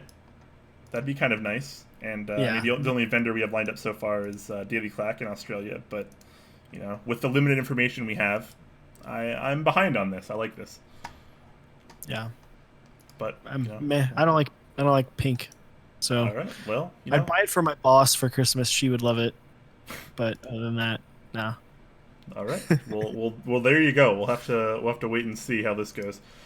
Following the exact same thing, here's an interest check by Pingu for EnjoyPBT Classic Yellow. So we're moving away from GMK on this classic colorway, and we're going over to EnjoyPBT. And this proposed base kit is quite interesting, as you might notice right off the bat. The default for this is actually quartz, which I thought was kind of interesting. It does look like it does have support for QWERTY, which is obviously a little bit more classic in our community. But, maybe if you need some quartz layouts or what looks like a lot of Nordic compatibility here, you just might have it. So maybe a very ISO kind of themed set. I don't know. I don't really know how to feel about this. Again, it's either you like yellow or you don't. Well, here's my thing. So there was a set that existed, an SA set that I didn't know existed until our stream last night, and it's actually one of our good buddy Drifting Bunny's favorite sets, and that's SA Banana. So I think they should talk to the guy who did SA Banana, talk to Play Keyboard, I think is where this ran. I don't know. I'm looking at it. It only sold 200 or it only sold like 75 kits or something like that. It was a very small set. But I want some of the banana novelties that were in that set in this. I want my monkey 1U. I want my banana exclamation point enter key. I guess, yeah. I mean, he is calling the base kit the banana kit, and then there's another kit called the extra banana kit, which is maybe not the most original thing in the world, but I think it's pretty nice. I like that by default he has windowed keys for the num lock and the scroll lock. That's pretty nice. And in the base kit you get the windowed caps lock key and escape key as well. I don't know why the escape key is windowed, but I'm a big fan of windowed keys. With that said, I don't know if I've ever seen an EnjoyPBT windowed key. Have you? I don't. Maybe. Have we ever gotten? I think so. Someone in chat's gonna know. Someone's gonna correct us. What EnjoyPBT sets have windowed keys? I think Grayscale does. Grayscale? Okay. I think Grayscale does. EPBT Slate, I think, does as well. 9009 says JT Jet. Okay. Slate had it? Um, Okay. Cool. Cool. All right. Well, there you go. Obviously, quite possible then. Here's what I think should happen for these. Okay. All of these people, Classic Blue, Classic Red, Pink, Classic Yellow, get together, figure out whether you want to do EPBT or GMK or maybe even JTK. Figure it out. Get with one vendor, hopefully maybe EPBT, so that it's like super like inexpensive.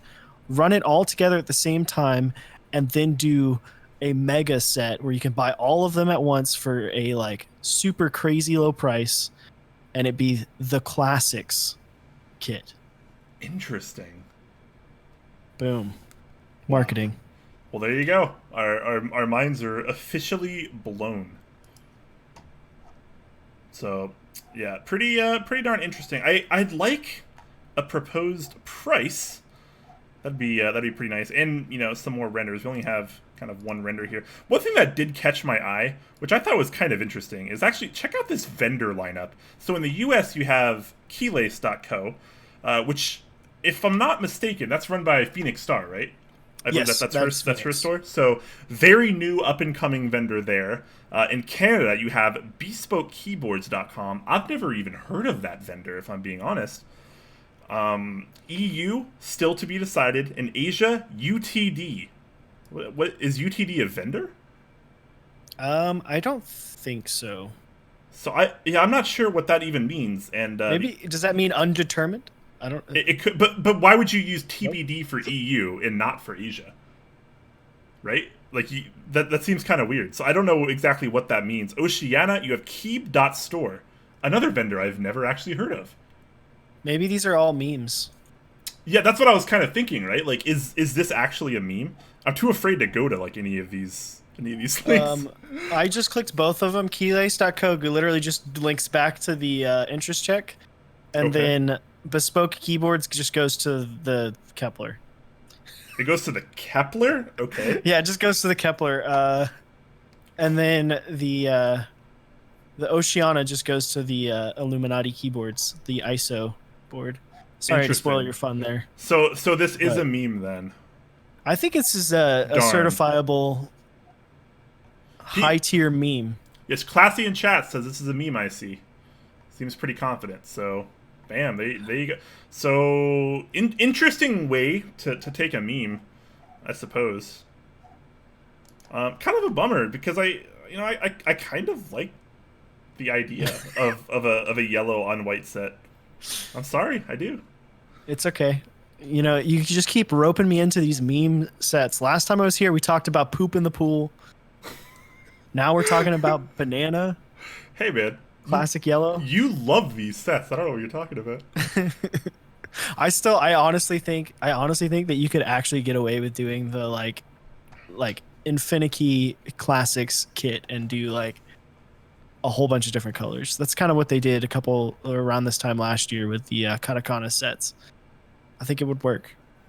Yeah. I went in chat pointing out that GMK Dots started as an April Fool's joke. You never know. That's true. We've actually had multiple sets that were from April Fool's jokes actually run and make it. So, you know, GMK Hamon included.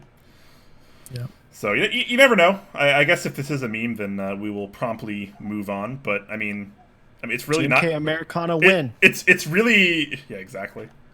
I mean, like this could totally be a thing. So. Yeah. Next up, moving away from the quote-unquote classics, finally, we have an interest check for GMK Think, which is actually an add-on kit, similar to Pretty in Pink, which ran fairly recently. And yeah, here is what you get. Pretty straightforward, guys. So, I don't know. How do you feel about it? Are you a fan of add-on kits for GMK sets? I like add-on kits. I think they give you a lot of flexibility with what you can do. I know a lot of people, I know y'all have talked about it a couple times, where it's like we're getting to the point where we have so many different kits. You can do cool things like replace your alphas from one kit and put it with the mods of another. And I think these little add-on kits just add a little bit of flavor, a little bit of spice. You know, you could throw these accents onto something like minimal or white on black, other kits like that. The only other thing is that as far as for think pads, maybe I'm just uninformed, but when I think pads, I don't think about blue. I think the red. I was kind of thinking that too. So obviously, I forgot to mention at the beginning, but this is meant to be modeled after the ThinkPad accents. So obviously, ThinkPad is a laptop series from manufacturer Lenovo, and very popular, especially with business professionals and the like. But yeah, I don't know. It's been a while since I've seen one, but I certainly don't remember this particular shade of blue. With that said, I like the kit. I think it looks pretty nice. And I don't own a ThinkPad, and I never have, so the theme's a little lost on me. But I would consider using this just because it's nice. I mean, it's one of those sets it's an add-on kit that's very neutral. As you can see here, he just has it on the like classic GMK white on black, for example. I mean, it doesn't need to be fancy, and it looks good. It looks very similar to the blue, maybe just a little bit darker, to the blue that was in GMK Eclipse. The accent kits that came with that. It looks more along the lines of like maybe like the blue from like JTK Arctic. Okay. So okay, yeah, maybe. Yeah, I don't know, but this is pretty interesting. I think it looks pretty nice, and I always like seeing add-on kits because so many people are doing GMK sets right now. It's kind of nice to have a breath of fresh air and just do something that's a little bit more standard that can, maybe freshen up existing GMK sets as opposed to just giving you a new one every single time.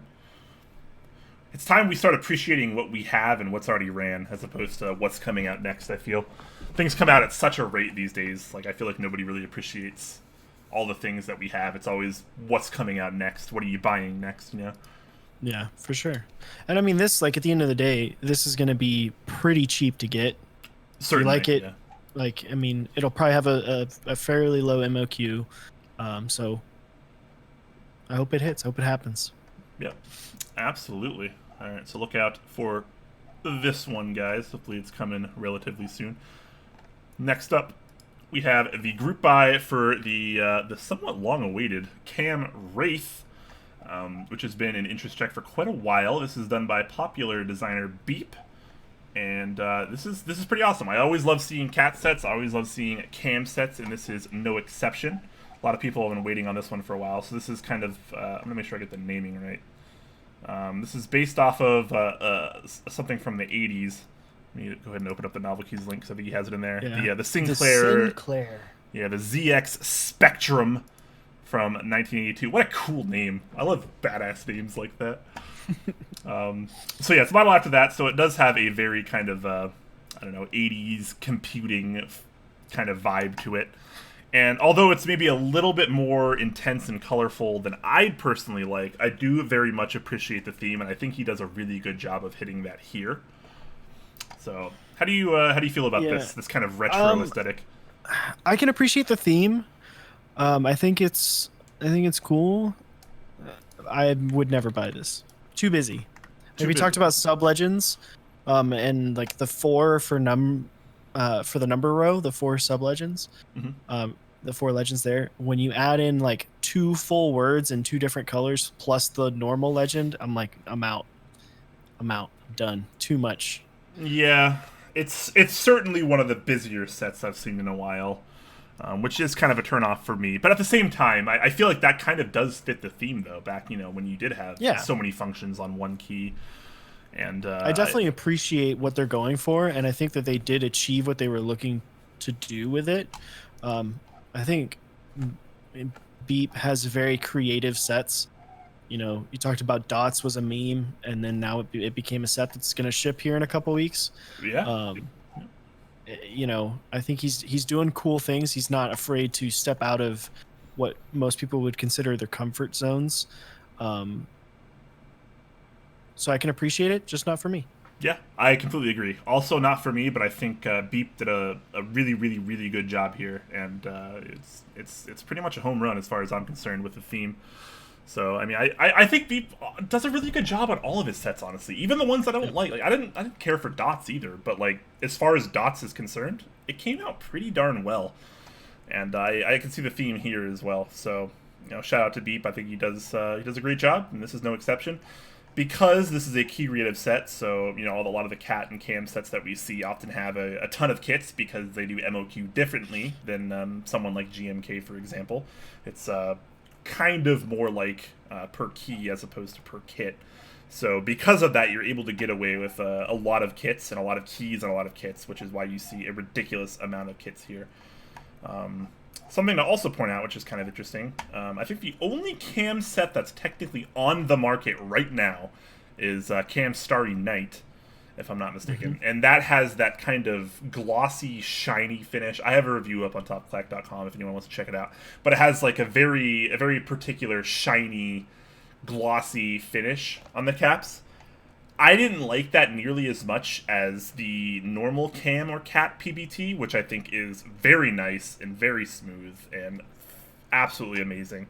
So one thing I'm glad to see here is that if you take a look at these samples, you can see that they do not have the glossy finish. They do have the normal PBT finish from Key Creative, and that makes me really happy because I much prefer that over the glossy shine. I don't know did you get a chance to try those KAM Starry Night caps at all? No, I did not. I did not get a chance to try them.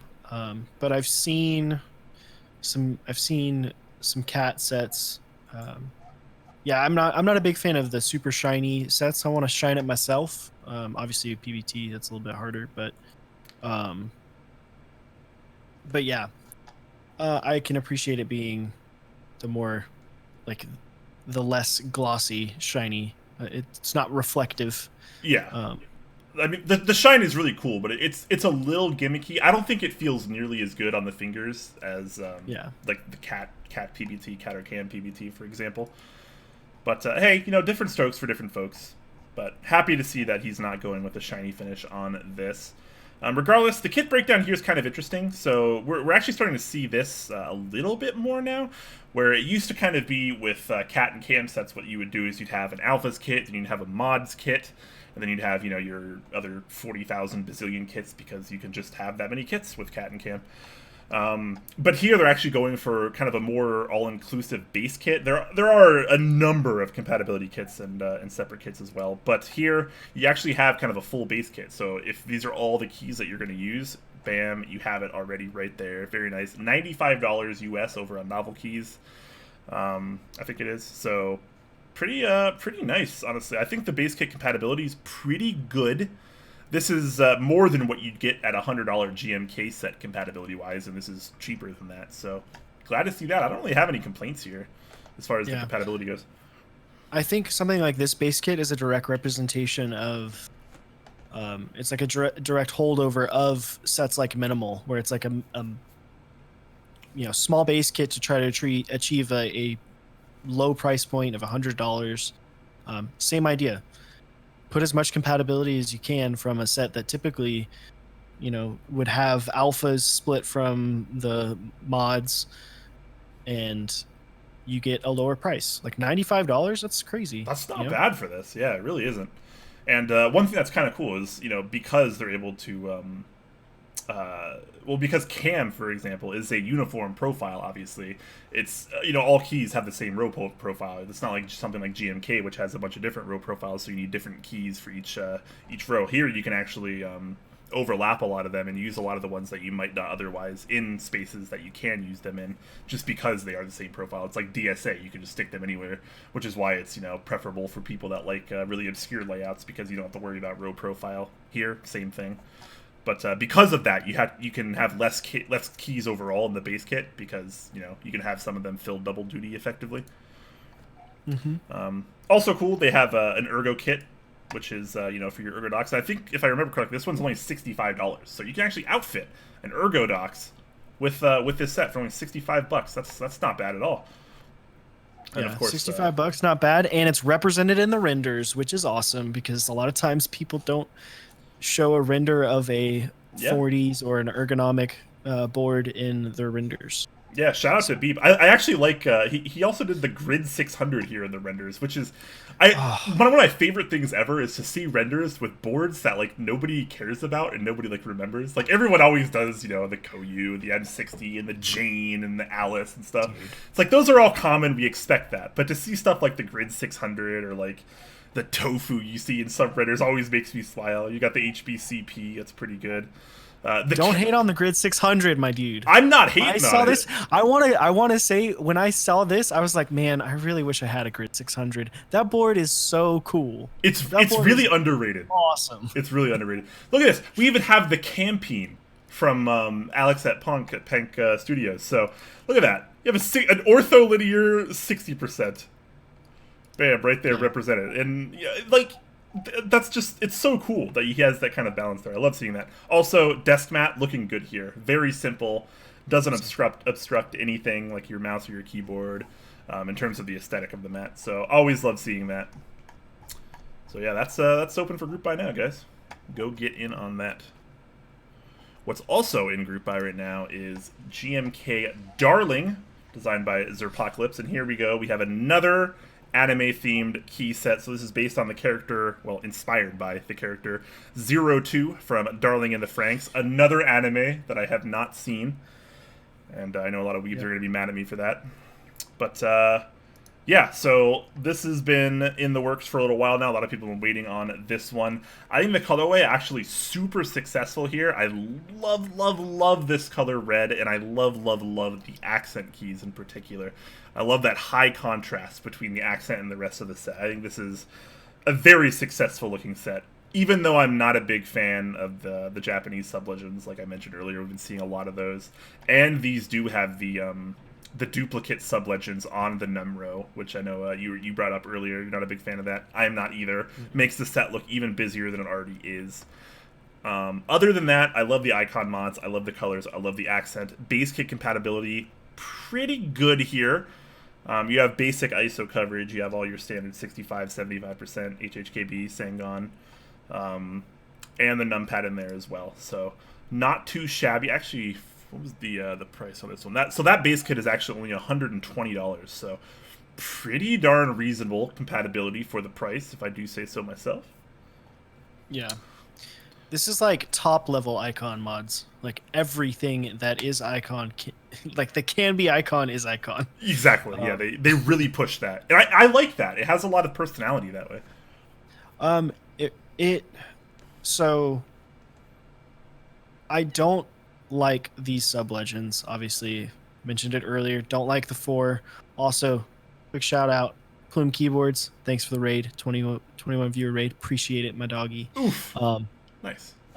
But yeah, it's definitely an interesting set. Not for me at all. Reminds me a little bit of SA Sunday Morning, but in GMK. Yeah, I liked that colorway though. I thought SA Sunday Morning looked fantastic. I think this set looks fantastic too. Even though I don't like the sub legends, I'm gonna consider picking up this base kit just because I think the price, the price per key is pretty solid here. Yeah, absolutely. I mean, I think it's a cool base kit. It's definitely interesting with the it's extra icon mods, like the tier 2 icon mods. It's it's about as icon mod as you get. It's also worth noting that while I'm complaining about the Japanese sub legends, there is actually a full Latin legend only kit in this, which does come with the additional tab, which is kind of interesting. So if you're not familiar with the way this kind of works, is sometimes when you're able to get an additional tab, as well as an additional numero in here, which is kind of nice, in a separate kit like this, that means you can buy the base kit, which is pictured here, and you can buy the additional legend kit here, and then you can actually fill 2 boards with different bottom rows with the same set, which is kind of nice. We've seen that a few times in the past. It hasn't really gained a ton of popularity lately, but I always like seeing it because anytime you can buy like 1.5 GMK kits or whatever, and you can fill 2 boards, that's pretty good value. Yeah, it makes that extra price for the Latin kit hurt a little bit less because okay, if I've got a tester board, I can use this sub legend kit that I maybe don't really like that much. I don't like sub legends. I'll put this on my tester board. you know, maybe you don't want to show it off as much, but you want to show off the Latin legends, because that's what I would do. But no, I think that's awesome. I love when people do that. I know Cafe did it. There's been a couple other sets that have done it. I like it. Also, these Rama caps and the desk mats are sick. Yeah. Actually, I was just looking. Yeah, before the stream, I was looking out, and I was like, the forest one looked a little too busy for me. But once I looked at it a little bit more, I realized that is a fantastic desk mat. I appreciate with the desk mats. I appreciate that they didn't do something super similar between the two. Like, they are vastly different. Yeah. For two completely different art styles. And Langlandia, we were just commending you for doing the tab key in your the black coffee set for Cafe. Yeah. Yep, definitely. Yeah, we're always commending you, Jeff. Don't worry. Always and forever. But anyways, back to the desk mats. I think both of them are very, very successful. One thing I like to see in desk mats, and I say this time and time again on the show, is obviously when you use a desk mat, you have a keyboard on it, and it's generally over on this left side portion, or maybe in the center, depending on who you are and how you type. And then you have your mouse on your left side or your right side, obviously if you're right-handed. And obviously those things cover up parts of the desk mat. And one thing I don't like is when people put specific designs in those spots that are just going to be covered up by boards. But here, you don't really have to worry, because no matter where you put stuff, you're always going to be able to see like the actual design of the desk mat. And I think that's what makes for a very successful desk mat. And yeah, box art also pretty solid. Rama caps, solid. The other kits also pretty solid. There's a spacebar kit with both normal and both accent colors, or mod color and accent color, rather. And then there's a pretty nice 40s kit, which also, once again, does enforce those icon mods, but also some text mods, too. I swear I can talk. Interestingly enough, in row 4, so if you do want text... Oh my god, why can't I talk? Text mods for your bottom row. I swear I can English. But if you do want those particular mods for your bottom row, you can actually get those just by buying the 40s kit, which is kind of interesting. I wonder if that's a ploy to try to sell more 40s. That could be interesting. Yeah, now I'm curious to see how that's going to play off, actually. Very interesting. Yeah, we'll see. Then we have the novelties kit here. Pretty good. Nothing too extravagant or over the top. I think this is pretty successful. Love seeing the variety of the colors there as well. I think this is a pretty successful set, I gotta be honest. Even though I don't care for the default sub-legends. Yeah, I mean, if these colors are for you, this is awesome. Yeah. Like, you couldn't... Like, kitting's good. I mean, obviously you have to like icon mods, but... Yeah. If you like icon mods and you like these colors, then... freaking hammer it home. Hammer it home, Buy both. And that's available right now, $120 base kit. And those are your proxies, obviously. Novel keys over in the US. So, bam, there you go. Looking forward to that one. I'm pretty sure I'm going to hop in on that one. Anyways, moving right along, we have the group buy for PBT Hive, which is a set that has seen a couple different revisions, and now it is found home with Infinikey. And this set is really, really interesting for a number of reasons. So, first, let's take a look at the base kits. That's right, I said kits. There's two of them. There is the more standard core kit, I guess you could call it, which is only $80 US, so pretty inexpensive. It does support a lot of different things. So this is kind of like a standard or default GMK base set in terms of compatibility. You do have a numpad here. You have HHKB, Sangon support. You have basic ISO coverage. You got a few accent keys. It's a pretty decent looking kit, all things considered. It doesn't have everything, but it does have a lot. Only $80 there. Or you can get what they're calling the Mega Kit, which is $125 US, and this comes with basically every key that you can potentially get, or possibly get, from Infinikey. So this is one of those huge Infinikey base sets that has like quite literally everything you could possibly ever need. And yeah, I thought that was pretty interesting, because normally we don't see two base kits in terms of most key sets. So I'm always really interested to see. So how do you feel about this this approach with the dual base kits? I think this is awesome. Like, I agree. I think it's great. You get every compatibility you could ever want for 125, which is like already lower than what a lot of GMK sets are at. And then if you're like, I kind of like this, but I don't $125 like this, but I'm okay with 80, then you still get some solid compatibility with the core kit. But one thing I found very interesting about core versus mega is that you don't get the accent escape enter and ISO enter. Oh, you're right. That is interesting. I wonder if I don't know if that's a mistake. That's got to be a mistake. That's got to be a mistake. So, I don't know. My thing too is, listen, you can get literally everything in this for what is it, $172. It gets you 2 full kits and novelties. That's true. It's not a particularly expensive set, but I do think the set looks pretty good. Honestly, I liked it when it first launched in IC, and I still like it now. I think the colors are nice. It's pleasant. It's simple, but it kind of gets the point across. It kind of fits the theme. I do like the idea of the monochrome kit too, which you know, just in case you happen to want that. Look at this, $12 novelties kit. $12. Yeah, like why not? And the novelties actually not bad. Comes with accent kits. Comes with some 40s keys as well. Okay, real money question though. How do you feel about this space bar?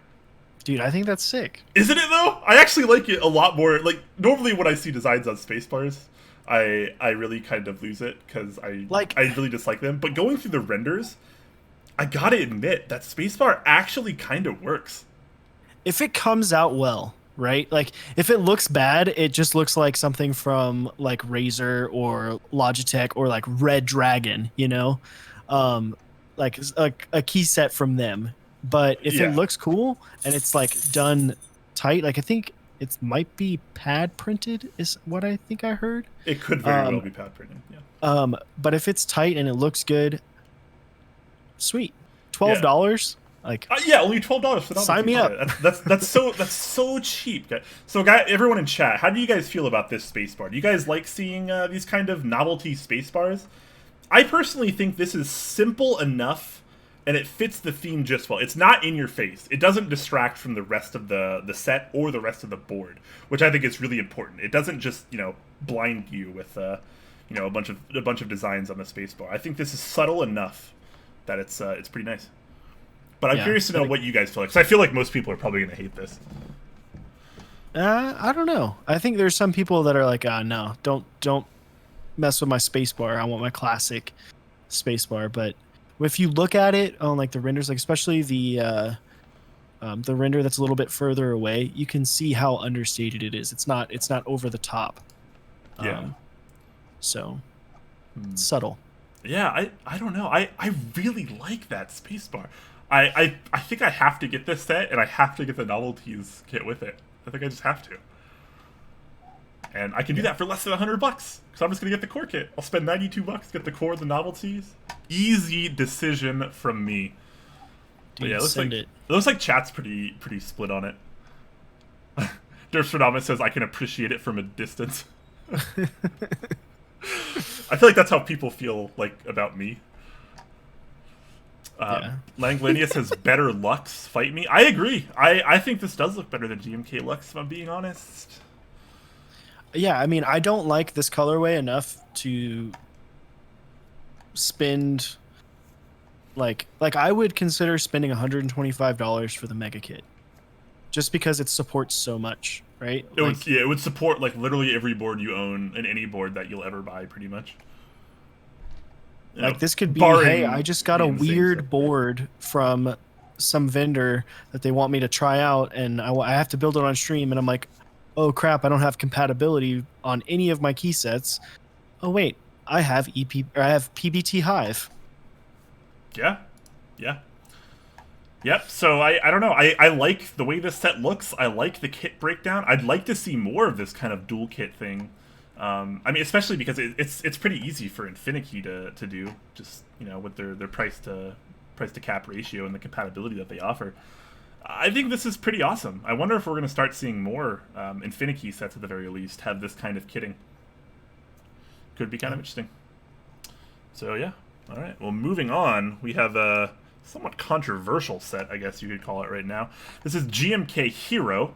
So that's been an interest check for a little bit now. I personally like this set quite a bit, but I do think it's kind of polarizing. I'm a big fan of the inspiration, which is, you know, maybe if you didn't have an amazing childhood, it's from The Legend of Zelda. And there's actually no Keycap group buy link, so unfortunately I have to resort to the Kono page, which means I have to freaking open new tabs for pictures that are low res. And sorry for the rant. Anyways, how do you feel about this set, 0siris? Are you a Legend of Zelda fan? Does this tickle your fancy? So when I was younger, I didn't really have consoles. Wasn't allowed to. Only had Game Boy.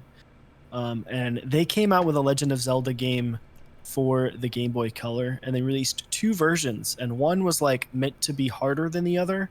And I was about 7 years old and got the one that was harder than the other and played it for about 25 minutes and then decided I didn't want to play Zelda ever again. So I can appreciate Zelda, but this is very much not for me. Okay. Yeah, fair enough. I really do think it's a very polarizing set. It's very much either you kind of love it or you hate it. I love it. I can certainly see why people would hate it, though. Someone in chat says controversial, mellowed it. I say that because, obviously, if you're familiar with Nintendo, they're very protective of their intellectual property, their IPs. So Zelda, obviously being one of their babies, one of their flagships, you know, they can be very viciously protective with, you know, with some of the icons and some of the wording, stuff like that. You know, we've had issues in the past with Nintendo in key sets, actually, now that I think about it. But I have actually talked to Andrew, the CEO of Kono, and he does say that they have already figured everything out with Nintendo, and this set is good to go. So the reason why this surprises me is actually the Novelties kit, which is very Zelda-centric, and if you've played, you know, for instance, The Legend of Zelda Ocarina of Time, you know exactly what all of this stuff is.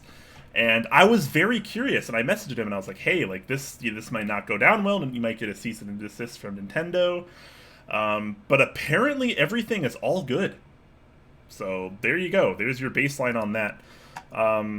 You know, controversy aside, let's take a look at the base kit compatibility, which is not that bad. All things considered, you do have a numpad in there. You do have full UK ISO. You have support for all your other various normal stuff, 65, 75, all your 60s and such. Not too bad. I think it's a pretty good base kit, all things considered. It isn't very cheap, though, $140, which is definitely towards the higher end of price when it comes to GMK sets right now. But pretty decent base kit. You do have several accents in there and a fair amount of compatibility. Novelties kit, also quite expensive, $70. That is not a cheap novelties kit. I think that is excessively expensive. Obviously, every single one of these is a new mold, and that does drive up cost a little bit, but I don't know, man. How do you feel about the novelties on this one? So I feel like this is a set that could have benefited a lot from a more cut down base kit, because I think if you look at a lot of sets that have nostalgia around it, if you can get it at a good price point, then that nostalgia will justify spending, you know, $110. 140 is a lot. Now 70 for the novelties kit, that's just insane. It's kind of brutal. It's kind of brutal. Like that's approaching Waves territory, and this is significantly less keys. Yeah, and both sets had to have new molds for the novelties too. So really, there's little excuse on why this is so expensive. Yeah, that's kind of unfortunate. And what makes it even more unfortunate is, like, this is one of those sets where I feel like you kind of have to buy the novelties kit too. Like, if you really want the full featured, you know, Zelda-inspired GMK set, you gotta have the novelties. And it's so hard to want to buy the base set and the novelties because it's like $210 plus shipping. Like, that's not cheap. So I don't know. As much as I like the colorway here, and as much as I like Zelda, this is I don't know. This is too confusing for me. I don't think I can buy it, and I really want to, With- but it's just too much money. With as much compatibility that they already have in the base kit, why not why not just add one novelty, like the sword? Just add two 1U swords that you can use on a 7U bottom row instead of the super key. Like, and I feel like you would sell more just based off of that, because then there's like, it hits that nostalgia just a little bit more, and people don't necessarily feel like they have to spend $210 on a kit like this. Like, that's crazy. Yeah. So I don't know. Kind of a bummer to see the way it's working out right now, because I really do want to. I really do want to buy this, but I can't justify $210+ on it. And I really do think that the novelty kit is essential to the core, the heart of this set. But you know, it is what it is. People will vote for their or vote with their wallets rather. So we'll have to wait and see what the how this does. Yeah. Yep. Well, all right. So I have a couple more topics, guys, and we're going to be wrapping up shortly. I promise. We're almost done with the news doc. Moving away from key sets, though, we do have a couple other things to talk about, including the let me make sure I get this right. Lil Tyke switches by the Royal. This is an interest check for some switches by JWK, I believe is the manufacturer. Same people that did Koalas, T1s, and the recent Alpaca switches, as well as the Marshmallow switches. These are effectively a recolored Duroc linear, which, you know, have been seeing a lot of success lately. A lot of people have been really liking these JWK switches, and you know, I gotta agree, they're pretty good. Honestly, it's kind of nice to get a breath of fresh air. I haven't really felt this good about switches since Gateron started coming out with switches. So, with that said, this is kind of loosely, I don't know, I can't say loosely. This is pretty much, you know, based on the children's toy brand Lil Tyke, spelled differently, obviously to avoid, you know, copyright infringement, I assume. I'm not a big fan of this. I've never been a fan of this kind of red, yellow, blue children's toy colorway. But hey, that's me. I bet they'll feel good. But yeah, how do you feel about this? Just another recolored switch? Yeah, I mean, it's just another recolored switch. I'm really interested in trying out the alpacas. I haven't had the chance to yet. Which this is basically just a recolored alpaca. Yeah. I do have some T1s. Not the biggest fan of them stock, but I haven't done any work to them yet. Yeah, we've done a lot of content around the T1s, especially when there was the whole drama. So I don't know. I think they're definitely going to get made. It's going to happen. Like, there's no way this doesn't happen. Oh, certainly. Yeah, because Duroc MOQ is super tiny. It's like 10,000 or 20,000, which sounds like a lot maybe to some of you, but I assure you that's a very low number for buying switches. Yeah, and I mean, so for me personally, after buying the Nolive switches, I mean, recolor doesn't necessarily really matter to me as much, right? Sure, like, yeah. if I want to do a full board to match everything, and like, I never really see my switches, so it doesn't really matter. I don't have any polycarb boards, but this could look cool if you got a polycarb board that will fit this color. Yeah. And you can, like, maybe pair it up with some classic yellow, and then you're set. Yeah. Or maybe even pooped in the pool. Maybe Honderbite could go good. Maybe with this. Honderbite. Maybe Honderbite. I don't know. This colorway is not for me, but I'm sure some people will get. Which is, you know, ironic because I do get the theme. You know, I was a kid that was born in the late '80s. You know, I grew up as a kid in the '90s. Like I had many toys from this original brand.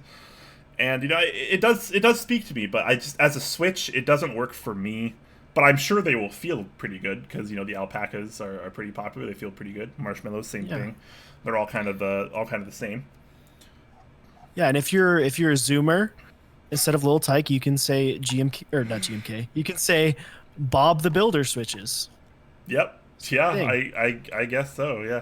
So just like the alpacas, I presume the stem is palm. The top housing is a polycarbonate blend, and the bottom housing is a nylon blend. So top housing and bottom housing, different materials as well as for the stem. Pretty standard spring, 67 gram gold spring there. Pretty generic cost as well, 55 cents each, sold in packs of 10. Nothing out of the ordinary. They're using Pantone colors here. It's going to be run on Prime keyboards for the group buy, and then they're going to be later in stock on KinglyKeys.xyz. So, yeah, the Royal runs that. He's the one that posted this thread. So, there you go. Some more JWK switches, and, you know, if you're trying to relive your childhood, maybe this could be a good way to do it. And that's pretty much all I have to say on that, because there isn't really a whole lot to say more about that.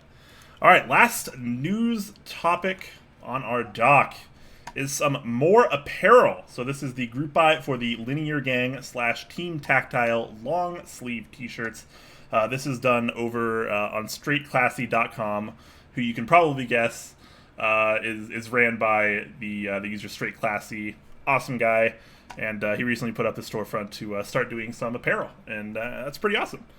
So I don't know if you're a fan of keyboard apparel, 0siris, but I've been a pretty big fan lately. I've been redoing my entire wardrobe, nothing but keyboard stuff.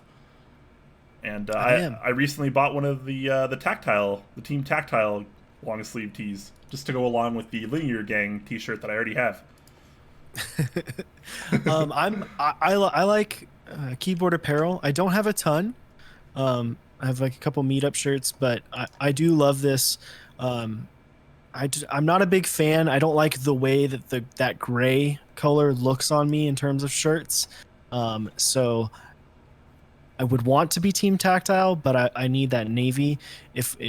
Classy, if you can make like a burgundy or like a maroon color Team Tactile for me and hook it up, down. I'd like to see. I don't mean to be mean to Classy, because I do love Classy, but I wonder why both shirts aren't available in each other's colors. Like, so why not have both colors available for both shirt options? Maybe there's some kind of design methodology behind it I don't understand, but could be. Well, it would have to be with like when you're printing shirts, when you change the color of the print, you have to change out the actual like screen itself. So like it would cost more to do both, because he'd have to change the black to white and then the white to black. So it would cost more. Sure. Okay. Sure. Yeah. Makes sense. Cool. Yeah. I mean, you got to do what you got to do. And it looks like he's actually putting out a little discount code as well. Nice. Ooh. So looks like a top Clack code. So top Clack, one word, will get you 10% off for the next 10 purchasers of one of these. Cool. Awesome. Glad to see that. And I believe, if I'm not mistaken, there's also a giveaway in the Mech Market thread in here as well, which I'll post that as well. So you can go comment on that, show your love, maybe win a shirt. They're pretty awesome. Already ordered mine. Pick one up. Yeah, heck yeah. All right, so that is actually going to end our news doc for today, everyone. So I'm going to talk about our sponsors for just a minute, and then we're going to roll into our Q&A section that we always do at the end of the show. So make sure to get those questions, and you can even start right now. You can use the @TopClack tag so we can see the questions a lot easier. It really does help us out a ton if you do want to ask a question.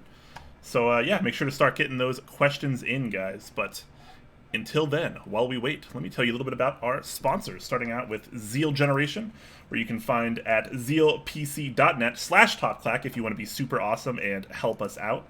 He does have a myriad of switches in stock, as usual. They're all super awesome. I've been using them a lot lately. I've been loving them a lot lately. So whether you want some linears or some tactiles, some silent variants of either of those, some recolored versions of a lot of those as well. He's got Aquazons in stock. He still has Roselios and Securios. So no matter what you're looking for, definitely has you covered. Just make sure you use zealpc.net/TopClack to help us out a ton. Over on Novel Keys, we have lots of things going on, quite a few things going on as well, starting with GMK Darling, which we checked out earlier.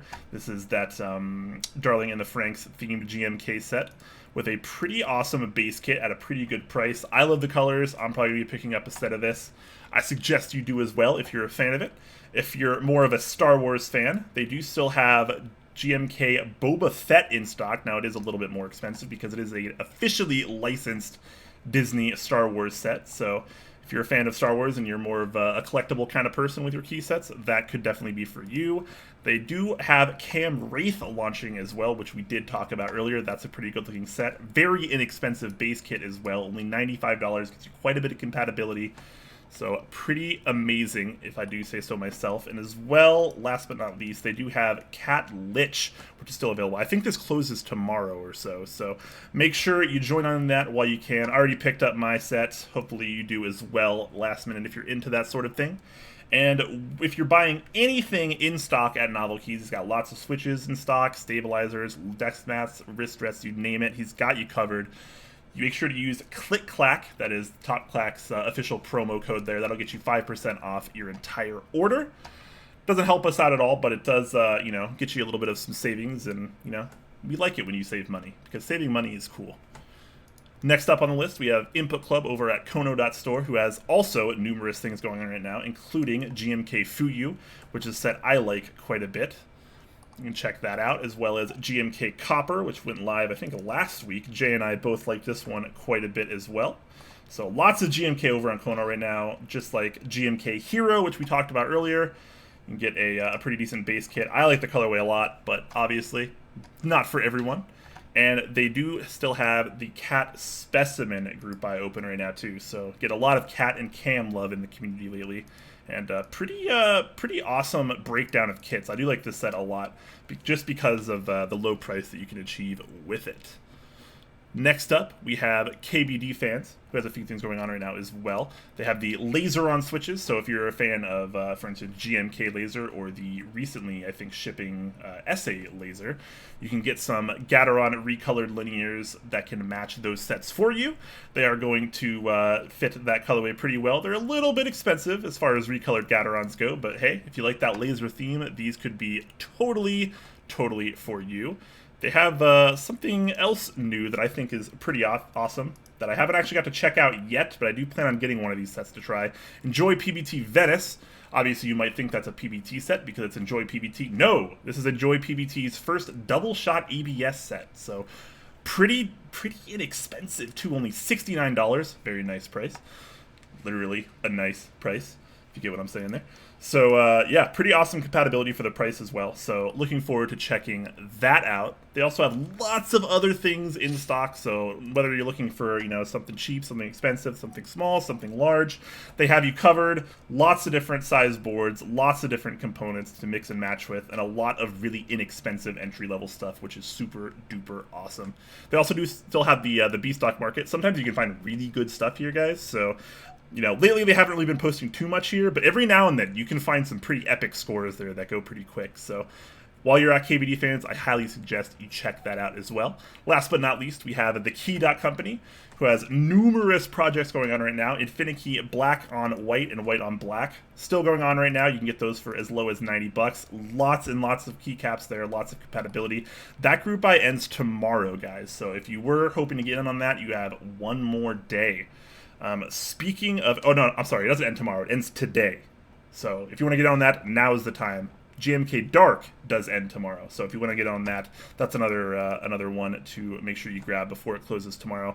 $120, pretty relatively inexpensive base kit on a pretty good looking set, if I do say so myself. Next up, they have Cat Drifter, which closes in about a week. If you're a fan of the game Hyperlight Drifter, maybe you like the DSA version of this set, bam, Cat is even better than DSA. You heard it from me, because I think it is. And why would I ever be wrong? Let's be honest, guys. So that is up, as well as the Tree Mat, which is that awesome CFA fundraiser to help firefighting in Australia. That does, proceeds for that does go to help out that cause. And that ends today as well. So if you wanted to hit up that, pick up one of these mats and, donate to a good cause, now's a good time to do it. Just like we talked about earlier, they do still have Infinikey Hive up, which has been up for a couple days now, and it does end February 21st. So I like that a lot. I'm going to be picking up at least one of these sets. Oh, that desk mat's pretty nice too. I didn't even notice that before. Mm-hmm.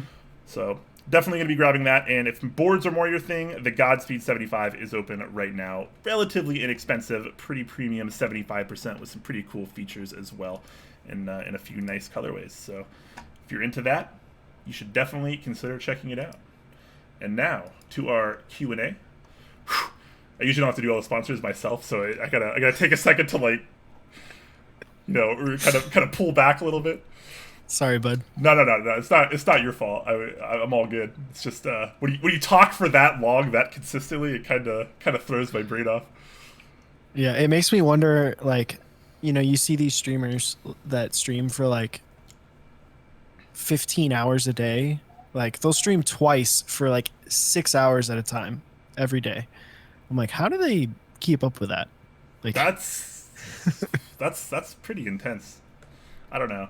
I think, I don't mean to like belittle game streamers or anything of that nature, because I really, it's always tough, like sitting in front of a camera and like interacting with people like constantly. It is tough. Being a streamer isn't easy.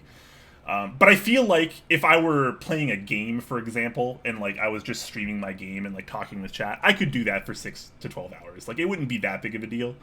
But doing something like this, or like building keyboards maybe, or like doing something a little bit more intricate than playing a video game, is really tough to do for that long. Yeah, I mean, it depends, because I feel like when you're doing it, you think that you're being more interactive with chat than you actually are. Like, when you go back and watch it, you're like, man, I was really quiet here for like 5 minutes and I didn't even realize it. So it's a weird thing to balance focus, but it is.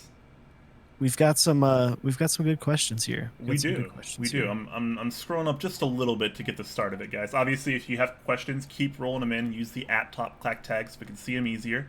I don't know this username. I'm sorry. IFO Hancroft is asking, have you covered the interest check for unicorn treats before, or seen it / checked it? Opinions, critiques, etc. I don't know if I've seen it. Is that a new interest check? If it's older, it might have already been covered on a previous episode. I can't remember it off the top of my head. I'm sorry. I see, like, I don't know, what seems like 100 key sets every single week, and I have for the last, like, year of my life. So a lot of key sets kind of just are, in my eyes, they just leave my head because I just can't keep up with everything. So I apologize. I can't remember it off the top of my head. Do you have opinions on unicorn treats? So I'm pulling it up. It's a very old interest check. Not very old. Okay. But it's almost a year old. February 16th, 2019 was when it was posted. Okay. It's an SA set. So about a year ago. Yeah. Interesting. I'm pulling it up as well. I will put the Keycap link in chat as well, in case anybody wants to check that out.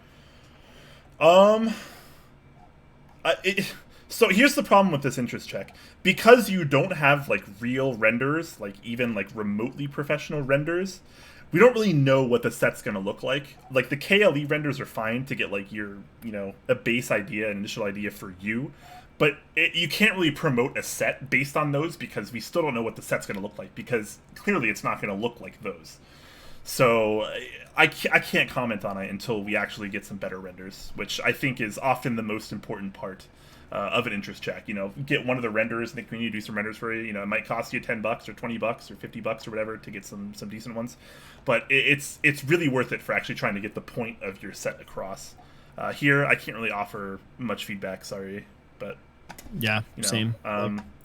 Yeah, maybe kind of work on reopening this interest check thread, or kind of updating it, giving it a facelift with all the information you can and better renders. Then we can maybe check it out on the show, and we can give you some more official thoughts. But yeah, until we know what a set is potentially going to look like, you can't even really comment on it. It's just not possible. I think it would be disrespectful of me to give my thoughts on this just based on a KLE render. It wouldn't really help either of us. Yeah. Tal's been asking, why is your head so much bigger than 0siris's? It's based on how close we are to our cameras, obviously. So I can make my head even bigger by getting closer to my camera. Isn't this amazing? Isn't this amazing? Or I could be smaller, and now 0siris is bigger. Isn't life wonderful? Yeah, right? That wide angle. It's a good joke, though. I like that. Wide angle lens. Yep, absolutely. All right. Langlandia with our next question, asking, which Fast and Furious movie is the best and why? Also, why do you agree that it's Tokyo Drift? Okay. I have seen every Fast and Furious movie, and I actually do like the series. I think most of the movies are objectively bad, but a lot of them are entertaining. Let's be real here. And I gotta agree with you. Tokyo Drift was probably the most entertaining for me. Oh, Are you a Fast and Furious fan? not at all. Not at all. Okay, I didn't think so. I like cars. Never got into Fast and Furious for whatever reason. I think Tokyo Drift might be the only one that I've actually seen all the way through, because it was the quickest to be on television and consistently on television.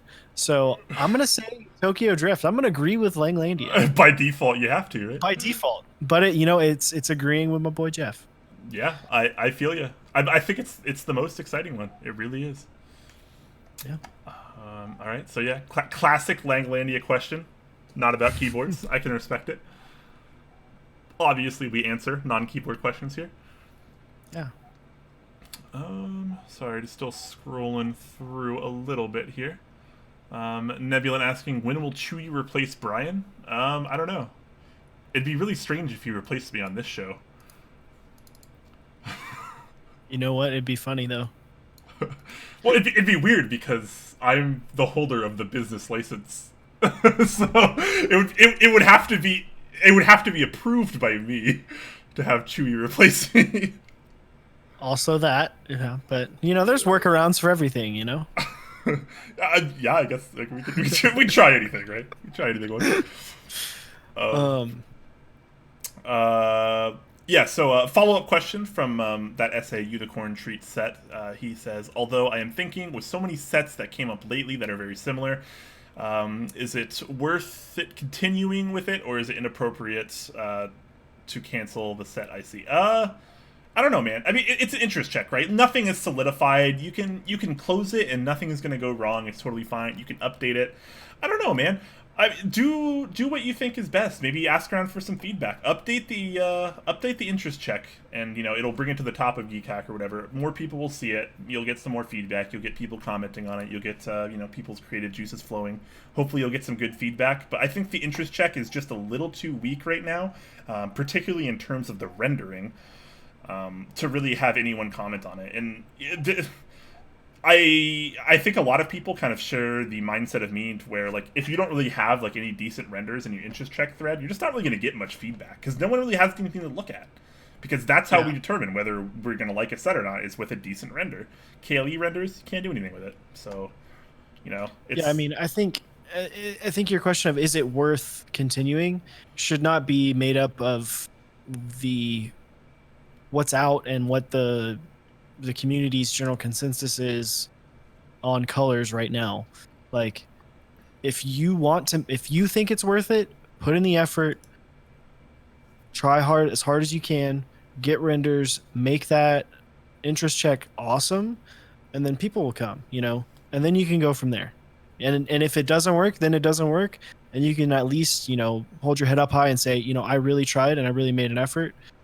And then maybe next time you come back with a different set, you put that same effort forward. It only makes it just as easy because you know exactly what you need to do.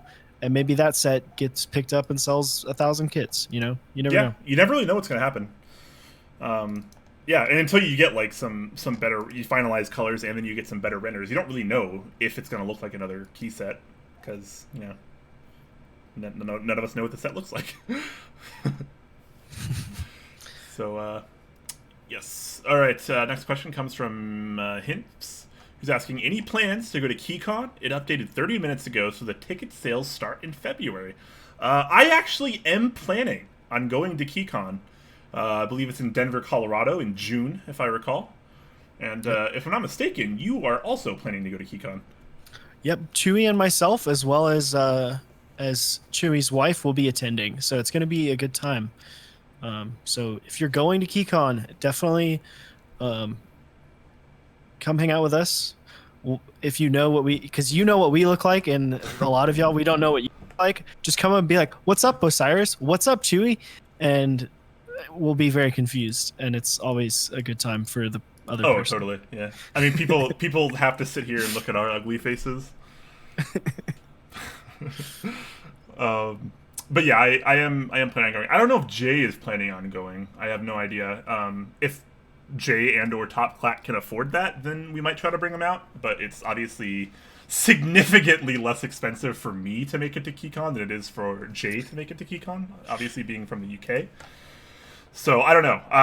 If I can find cheap enough like airfare and accommodations and stuff, I think it's quite likely I will be there. Nothing is certain yet. It's still a little ways out, but I am planning on going to KeyCon. Yes. Yeah, Good absolutely. question. Chewy asking if he has my blessing to start mechs on deck with Jay. Yeah. I mean, as far as I'm concerned, hosts of anything like this are all kind of interchangeable. You kind of just swap everyone out at will. Yeah, have Jay on maybe if one of you guys needs some time off or gets sick or whatever. Maybe have me on. Maybe we'll have Chewy on next time instead of you. You know, it's just it's all just it's all just a good little time. smorgasbord. Yeah, exactly. So that's the cool thing about this community. Like, even though Top Clack and Mechs on Deck are technically competitors with each other, it doesn't matter.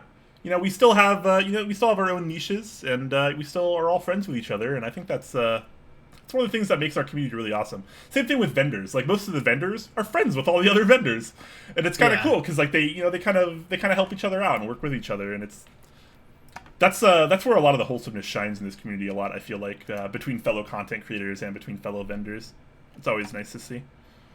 Yeah, absolutely. We like hanging out. We like talking. Yeah, absolutely. Orange Josh with a Twitch Prime sub for 3 months. Thank you so much, man. Greatly appreciate that. Nebulan asking, have you heard the rumors that Fujitsu is planning on hosting a meetup? That is really interesting. So for those of you that aren't aware, Fujitsu manufactures a number of things, the HHKB being one of them, obviously a very prominent and popular keyboard in our community and has been for quite a few years now. That is interesting. I think what makes that interesting is the fact that Fujitsu is even remotely taking an interest in the more enthusiast keyboard community, because historically they've always just been more of a mainstream kind of company, and they just kind of do what they want and they just put out HHKBs and it's fine. But it's kind of interesting, I guess, to see these bigger names and bigger companies start to take an interest in the more enthusiast community with people like us. Yeah, I'd be interested to see where they actually do that meetup.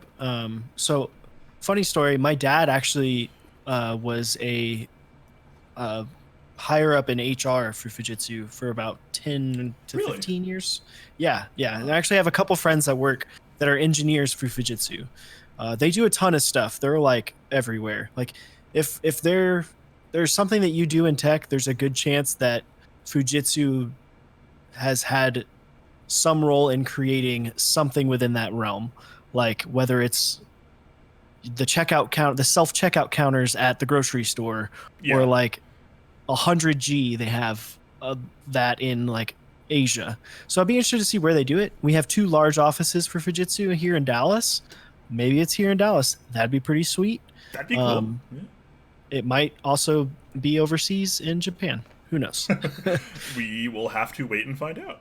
Yeah, Neb says details coming soon. Yeah, that could be pretty cool. But I like the idea and the kind of movement we've been seeing, where meetups have kind of been more transitioning over to like conventions, where vendors and other entities can actually set up their own booths or tables and promote whatever. I like that. I think it makes it really cool.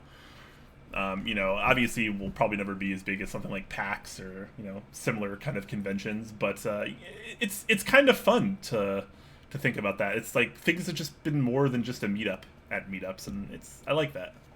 It makes the entire community feel like more official. Like, bam, like this vendor's got a table. Well, what would be really cool is if you had like how PAX has different segments. Like, they have the Magic area, the Magic the Gathering area, they have the gaming area. What would be cool is if we could get integrated into that and have like a keyboard meetup that's part of PAX East and West. That would be sweet. Doing stuff like that would be really cool. Yeah, absolutely. All right. Well, that is actually going to wrap up our Q&A. Not a whole lot of questions today, but that's okay. We managed to keep the show under 3 hours, which is pretty nice. I think the problem is Jay. I always go over with Jay. I didn't go over. I didn't cross the 3 hour mark with you. I mean, clearly you're the better host. I don't know. Just kidding. We're quick to the point. Just kidding. No frou-frou. We like it or we don't. It is kind of interesting, though. I think Jay and I tend to just ramble a lot with each other. And I think maybe that's the problem, because, you know, we had a lot of topics on our news doc. We had, what, 13 key sets. Then we had 13, 14, 15, 18. We had a grand total of 18 topics, which is definitely above the norm. Lately, we've been having, you know, closer to like 9 or 10 on average. And Jay and I still always cross the 2.5 hour mark, often the 3 hour mark. And we're at 2 hours and 35 minutes right now. So I think we did pretty good. I think we did pretty good. But yeah, that's going to do it for our stream today. I'm going to give 0siris just a minute so we can, you know, pimp all of his outlets and stuff, because I think that's appropriate right now. Ooh, appreciate that. Yeah, so if you are not familiar with myself, I am one half of the channel that is known as Mechs on Deck. So it's myself and Chewy. You can check our content out at twitch.tv/Mechs on Deck.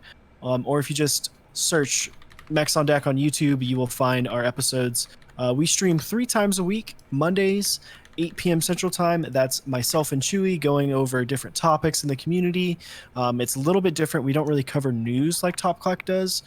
We cover different things that are happening. Sometimes it's recommendations. Sometimes it's talking about drama. So it just depends on what's happening at that point in time in the community. Tuesday, 8 p.m. Central is always a build stream. Next week, Chewy will be building his Austin. So really excited for that. Check that out. It's a very large board. So it should be a little bit of a longer stream, but definitely come check that out. And then Wednesday, we will be streaming with guests. So we always have a guest every Wednesday. Sometimes it's keyboard designers, sometimes it's keycap designers, sometimes it's vendors, sometimes it's just community members. So come check us out Monday, Tuesday, Wednesday, 8 p.m. Central Time. Nice. Make sure to go check those out, guys. I just put the Twitch and the YouTube links in chat, so if any of you guys want to go check them out, subscribe there. I highly suggest it. They're both fantastic people, and they put out a lot of really good content and have a fantastic amount of good discussion as well. So definitely give them a follow. If you liked what the kind of stuff that you saw here today, make sure to you know, maybe give us a follow as well. You can check below the stream. You can join our official Discord. We do giveaways there pretty often lately. Actually, we've been trying to do a lot of giveaways lately, and you do have to be in our Discord to win them. So make sure you go ahead and check that out. So join that Discord server. Our YouTube channel also linked below the stream. Make sure to subscribe to that. As far as upcoming streams go, tomorrow we have our debut episode of Top Clack's Behind the Keyboard, which is going to be kind of like a very in-depth kind of interview kind of series, I guess you could say. I'm not going to reveal who my guest is, but the show will go live at 6 p.m. Pacific time, same time that this show started today, but it will start tomorrow. So that's what's going on there. Keeping the guest a secret, but it's going to be a really good time. We already got everything kind of worked out, so it should be a lot of fun. So everybody that's been asking for interviews to come back to Top Clack, which about a bazillion of you have over the last year or so, it's happening. It's finally happening. And we have some more things going on as well, and some more giveaways coming up. So make sure you stay tuned for that. Make sure you're in our Discord and you're having a good time. We got something for everyone there. And yeah, we hope that all of you today enjoyed the show as much as we enjoyed doing it for you guys. Hope you all have a fantastic rest of your night. And once again, obviously, 0siris, thank you so much for filling in for Jay today. It was a ridiculously major help to me.